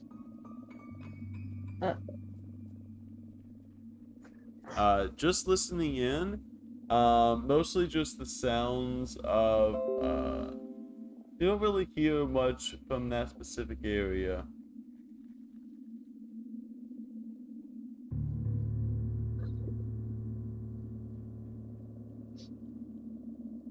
Neela's gonna just like tower over like Bloom, like tilting his head as he just looks at the moss. And it's just like, what you up to? I'm imagining Bloom is like fully like crisscross applesauce at this point, like picking up some of the moss and like kind of humming to herself, and she just looks up and just goes, "Oh, I'm doing a little moss gathering. So if say you get hurt or something," kind of like leans in to his leg a little and then pulls back. I can patch you up. Moss is very good at stopping blood. I would believe so, but at the same time, wouldn't that also like risky? I mean, yeah, but that's kind of the whole thing with nature. But also, I'm pretty sanitary with it. And you see her literally like form like a geyser of water for a second. She just kind of cleans the moss off and then tuck it away. I mean, I guess you have a point there. It's funny. I'm a druid of water. She kind of does like a little wave with her arms, like the and puts the two arms interlocks them together and does like a little wave. But yeah, I've always kind of had a knack for healing and keeping those around me from getting hurt and trying to make sure those around me stay nice and healthy.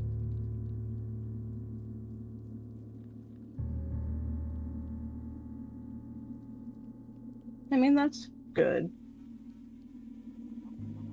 Yeah. But Most... You can go. no, that's fine. You can. Okay. B, what are you doing? Just staring, just waiting I was at gonna the open the door while they were done talking. Okay. Yep. I was Oh, say he's just okay. staring intently at that door. I was.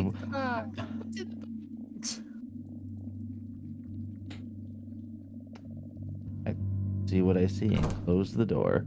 That is not. I will say, looking inside there,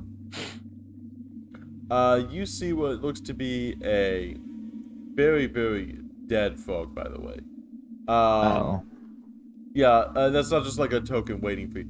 A collapsed wooden staircase in the northeastern corner of this room winds up to a moss-shrouded... Actually, you're not inside that. Right now, you just see a giant dead frog. And now you're inside. Thank you. A collapsed wooden staircase in the northeastern corner of this room winds up to a moss-shrouded hole. The expanse of fog fin is visible through a total collapse in a stone wall to the west. A dead frog the size of a horse lies sprawled in this collapse, and its back leg seems to be bitten off at the hip.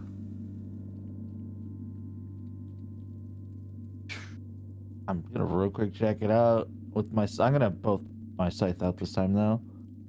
The missing leg. I'm gonna investigate from here, but does it look like it happened here, or this body was like? Do I see blood? I will give you what would you like? What I will give you a nature check on this.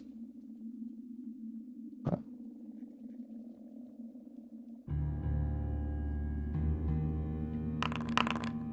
20. Oddly enough, yes. As you look over at this body, you see that the frog carcass, it seems to have, that a draconic creature ate the frog's legs. As you see what looks to be dragon sized teeth that seem to have attacked this frog at one point. However, as you investigate this frog, you see what looks to be movement coming from this dead frog. And you're not too sure what it is initially, but then as you're looking closer, two giant maggots pop out and attack you as you are trying to steal the meal of these maggots.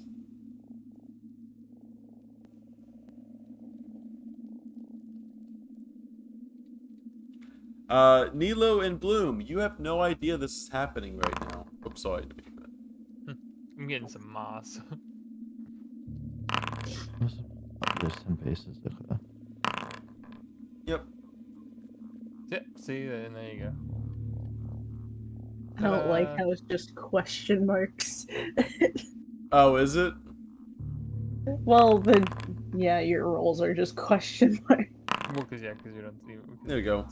Yeah. V, these each strike out with a single mandible with only a -5. That fails. Since it's a surprise attack, it would do only that one. One of them does actually manage to hit you. I even gave them a -5 to their attack penalty. Okay, so they this maggot reaches out at you. V grabs a hold of you, and it is now has you grabbed. It is grabbed by its mandibles as it latches onto your body. What do you choose to do? So I'm grappled basically. You are grabbed by this creature, yes. I guess I start by trying to make a break free. Yep, that would be an escape action. You do have that under your actions. Oh, I clicked it and that came up. Yeah, but it's for me to tell. Okay, I need you to roll an athletics check. Okay.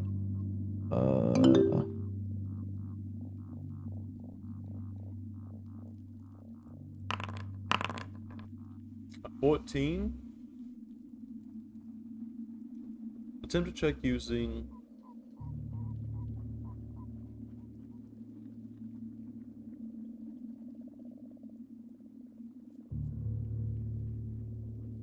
Okay.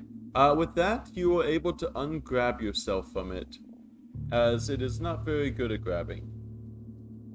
Ooh. So I'm assuming that takes an action, right? Yep. I will say it's next to you. I'm gonna use my free action to move 10 paces. Mm-hmm. Oh.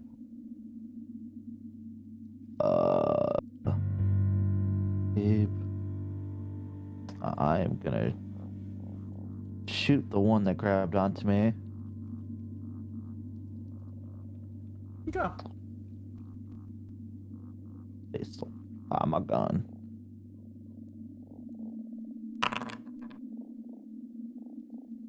Oh, well, I missed. It has an AC of 13. Listen. You rolled a 4.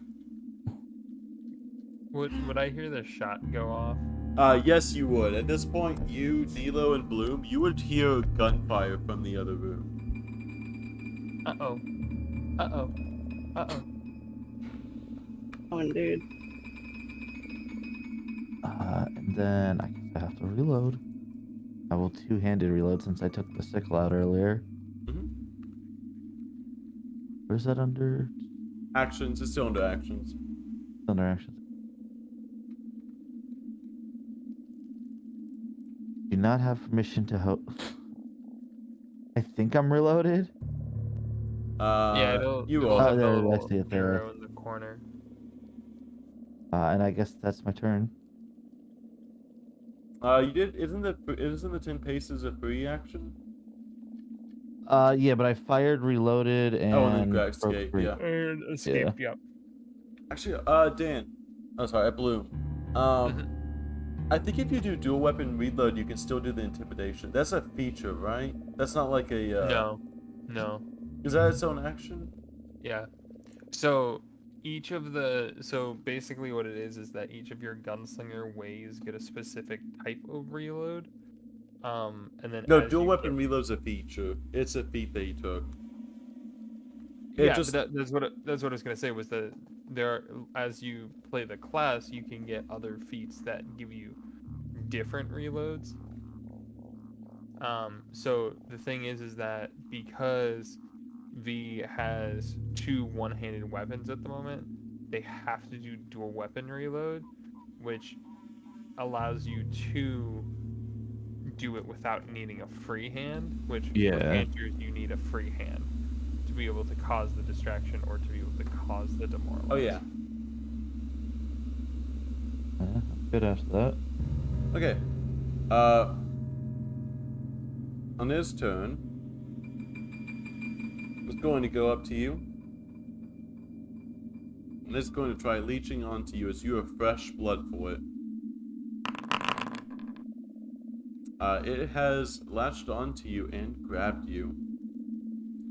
And now that it has you grabbed, it gets to do its other attack. So instead of, now that it has you grabbed, I need you to make a basic reflex.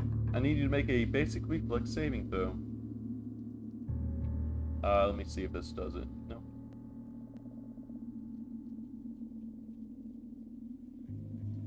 Go ahead and give me a basic. There we go. Found it a little bit late.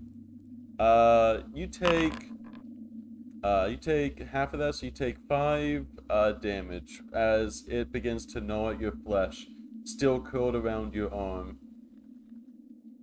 Bloom, it is your go. Hearing the pistol go off, Bloom's just gonna run into this room. You see the dead frog and 2 maggots attacking your friend. Uh-oh. Uh-oh. Uh-oh. And then... Just to make sure, I've taken 13, right? Yep.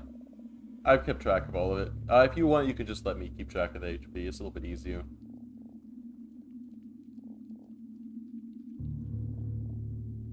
Or was I supposed to take half of the 10, did you say? Yeah, half of the 10. If you succeeded your reflex saving throw, which means you only take half damage on the success. So I've only taken 8 then, right? You took 3 and then you took 5, so you should have taken 8 total, yeah. Okay, okay, the system says I'm at 5. I'm gonna use my last 2 actions to cast Acid Splash. Oh, it must have doubled up at some point on you. On that far one. Okay, that's a critical hit. And it also takes 1 persistent acid damage now too. We'll roll the damage and see if that didn't crit. You crit hit it, so I just double it. Okay, that is doubled. A splash. And then it now takes 1 persistent, because it was a crit hit. Yep. The target also takes 1 persistent acid damage. If you want to just throw that on it. Yep. Oop. There we go. Oh. Dan. You have splashed this thing as it reels in pain. Throw that up just in case. There we go, that's a lot easier. Just throw that up every time. That way I can add it that way. Yeah. So I need the actual thing to add. As Bloom throws another Akalugi ball of acid over at it. This second maggot is going to completely bypass, as the other one already has him grabbed, and it is going to attempt to attack you with a nat 20. Not a nat 20, but a critical success. It definitely hits you, Bloom, for pretty bad as it goes over to you, and it has you grabbed with its mandibles. It latches onto your plant-like exterior, and now I need you to make a basic reflex saving throw. Oops, actually I need you to do... There we go. 19, you just barely pass the reflex saving throw, which is of 19. In case that is going to only have you take half of 5. And you all grabbed. It is your turn. He is going to come in, tumble through the little guy over here. Pass the acrobatics check. And then he is going to activate his finisher on this. Attempt to, anyways. And he will actually, let's see.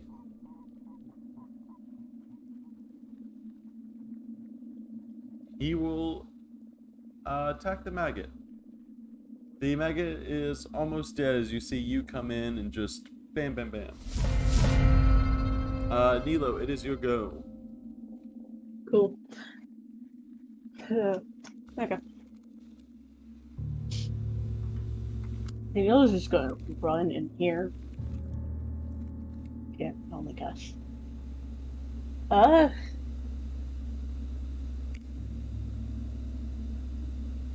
Good thing I'm already in wolf stance. Oh. Neela's just going to go and attack this one. Yep, you now have one action left. Good thing it's to attack. Yep, go and click Flurry of Blows. Flurry of blows. Never mind. Make two unarmed attacks, but apply the -5 to the second one. So I'm pretty sure I can do this now. Or not. And then go and do the +2. To the wolf jaw. Mm-hmm. Come on, work with me here. I'm sorry. B, it is your go. You were grabbed. Can I still attack while grabbed, or do I have to escape first? You do Is not this have one to to- escape. I will Oh. actually say what the grabbed condition is for everyone. Grabbed does not mean you. It means that basically you can't move. Okay. And this one to my left is still alive? Yep. You are held in place by another creature, giving you flat-footed and immobilized. If you attempt a manipulate action while grabbed, you must succeed at a DC 5 flat check, or it is lost. Roll the check after spending the action, but before the attack. So if you try to attack, you have to pass a DC 5 flat check, which is basically an 80% chance. Because a To even 5 is a attack, you said? success. Yep. Huh.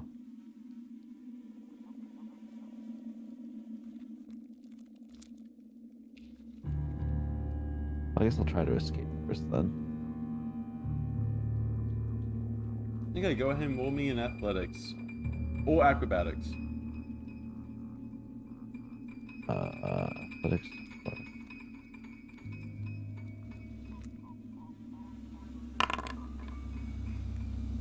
That is unable to meet the DC of it. Alright, I'm just gonna attack this one on the left. Does it have to roll a d20 to surpass a 5 to attack? Yep, but you do it after the attack, so first see if you can hit it in the first place.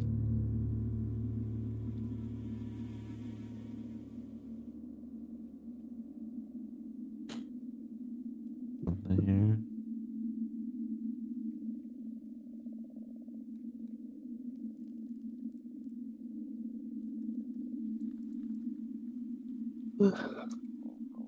So, is this what this is talking about with singular expertise? You gain a +1 circumstance bonus to damage rolls. Alright, never mind.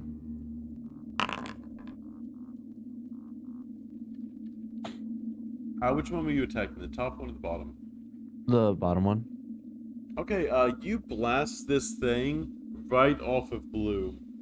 As the fire just almost like the gunpowder from your explosion, just almost barely dodges Bloom as you shoot this thing. Is it trying to gnaw at nothing more than basically petal stems. Thanks, buddy. Anytime, real one. Damn critters. I'm just gonna attack this one with my scythe. Okay. It'll be at the yep. That'll hit.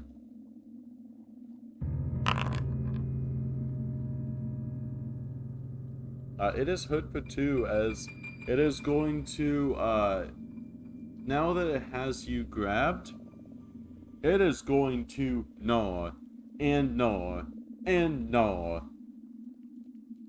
I need you to make 3 reflex saving throws.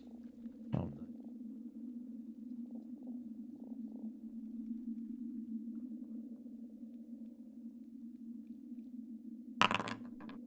One pass. One fail. And one pass. So, half of 3. All of 4. And half of 5. You are so lucky. That is a 1d8 plus 2, by the way. It rolled a 2, a 1, a 2, and a 3 on its 1d8 damage dice.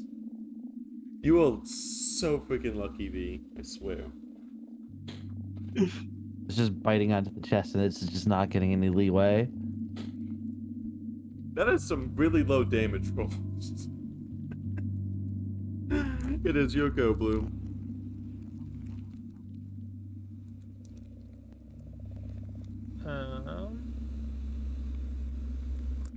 I'm going to. That should have killed you, V. I swear. That should have downed you, I swear. Looking at the creature and everything like that, and where It's my dragon moment again.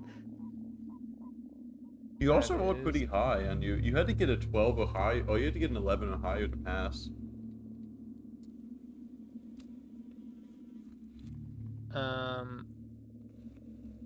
I'm going to do I'm gonna do spout, and I want to try to do a big, basically I want to try to do a water geyser from the ground and try to knock it out of, grabbing onto the, Go for it.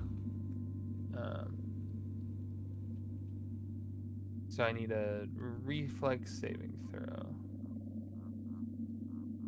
DC 17 reflex saving throw. Okay, it actually fails that. By 1. And it takes 5 damage. And is pushed by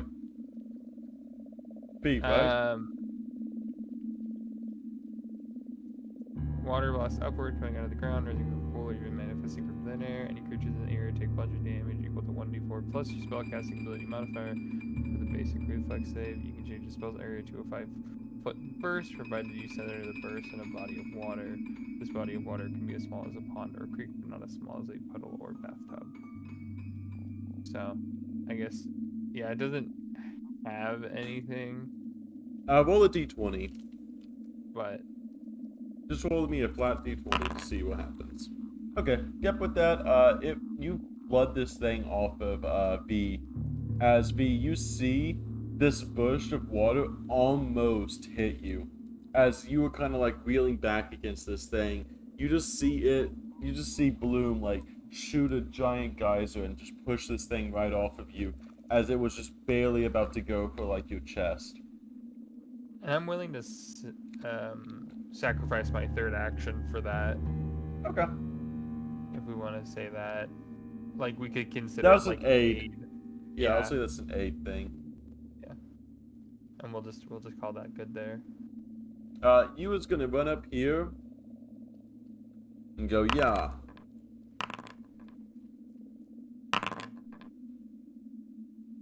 And deal.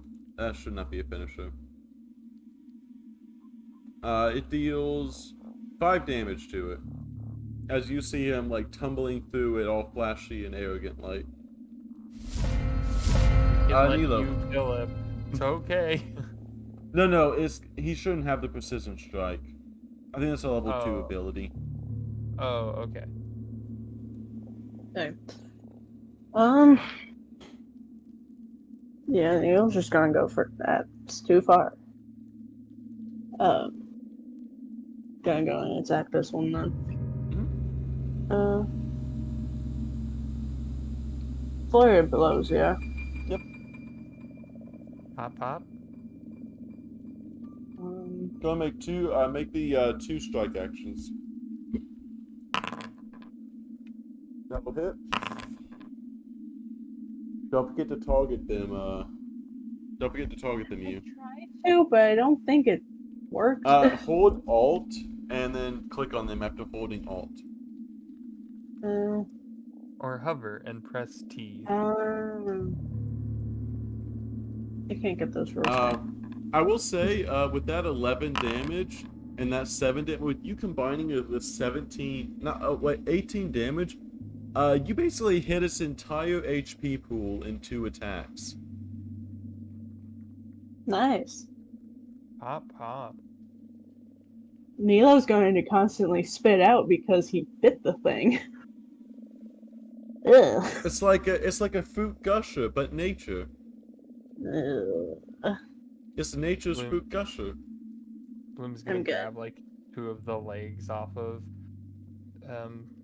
the maggot and then like spray it with water kind of situation. And then like walk over to V, like, can I heal you or no? I'm gonna wave my hand. I'm gonna look behind me at the people behind us. And I'm gonna wave my hand. Mm-mm.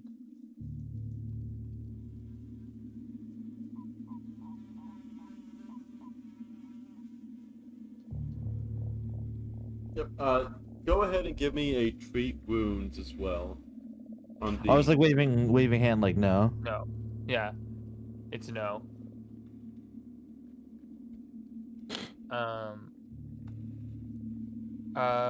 I'm curious. Do you want my lemon for the day? Lemon. Nah, you hold on to that. I'll take care of this on my own. Oh, okay. Okay. Yeah. What I will say, would you like? Are you saying you don't want to do the treat wounds or what? I'm Nah, not. I can't. yeah, I'm I'm- not gonna treat wounds on V. I didn't know if you were treating yourself. I would like to treat myself if I can. Bloom, you can Using treat some of yourself. the nature and stuff like that that I've been grabbing with the moss. Yeah. Go ahead and give yourself a +2 to the medicine check.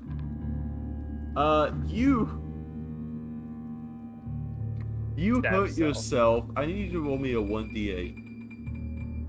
Do not roll an 8. Do not roll an 8. I swear, if you roll...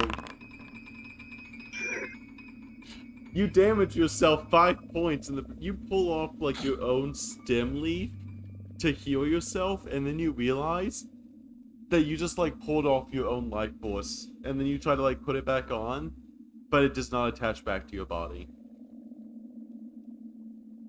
Like, oh, I'll just, just like grabbing you're like grabbing the various mosses you collect, and you just grab like an entire piece of you and just grab it off your body, plucking it by mistake.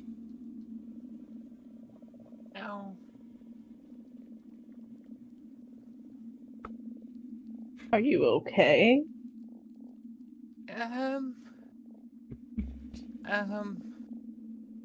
Hmm.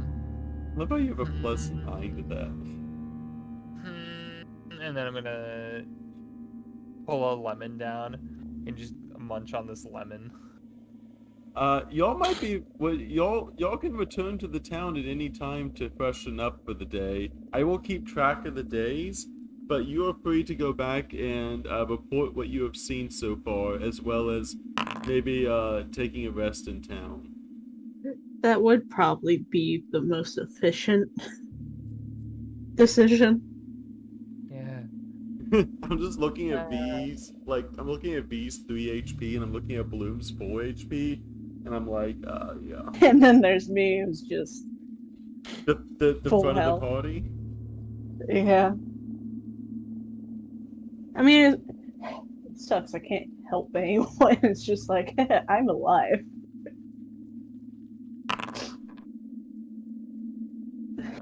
That's not what I wanted. It's okay. Would y'all actually like to go back to town to make a long rest?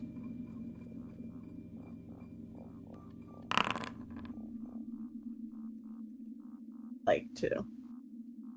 V, how would you feel about that? I mean, so I think if I understand how battle medicine works, I can heal myself, right? So the way so no Or- what battle medicine is it lets you do a treat wounds in the middle of combat. Oh, what's the thing I'm looking for? One Treat sec here. wounds does 1d8, oh sorry, 2d8 healing. So basically you can do 2d8 healing in the middle of battle.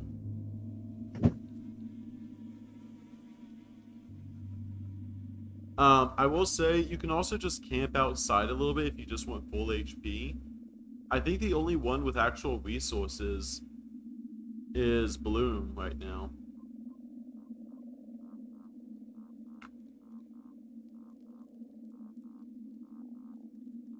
I will say, if you can all spend outside treating each other's wounds. However, I will ask for one.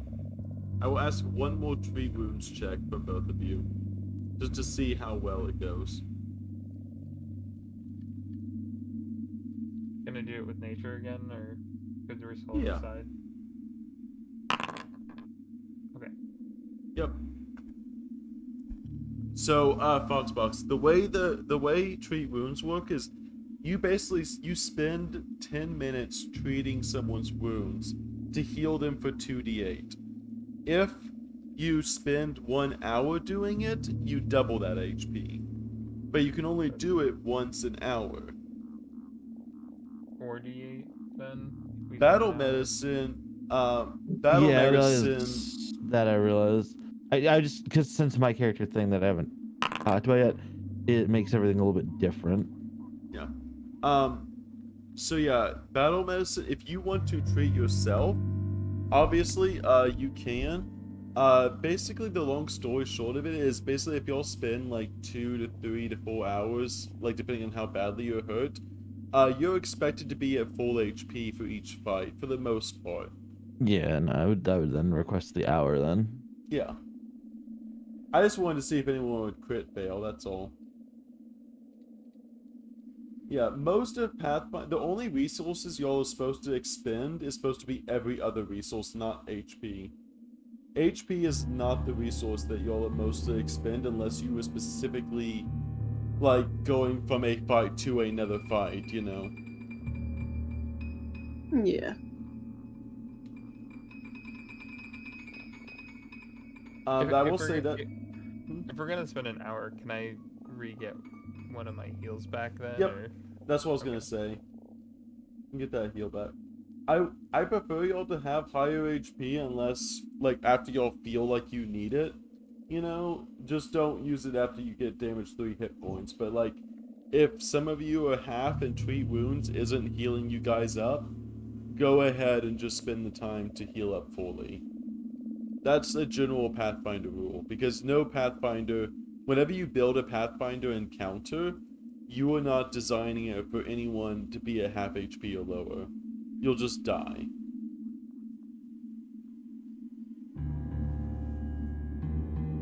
I will say that is the end of the session today, because it is the 3 hours. I'm trying to allot it 3 hours and give it that 3 hours. I know I was a little bit late today, but I do want to cut it off here. Yeah, no, that's perfect. That's fine. I will say thank you everyone for watching. I will hit that end record button now.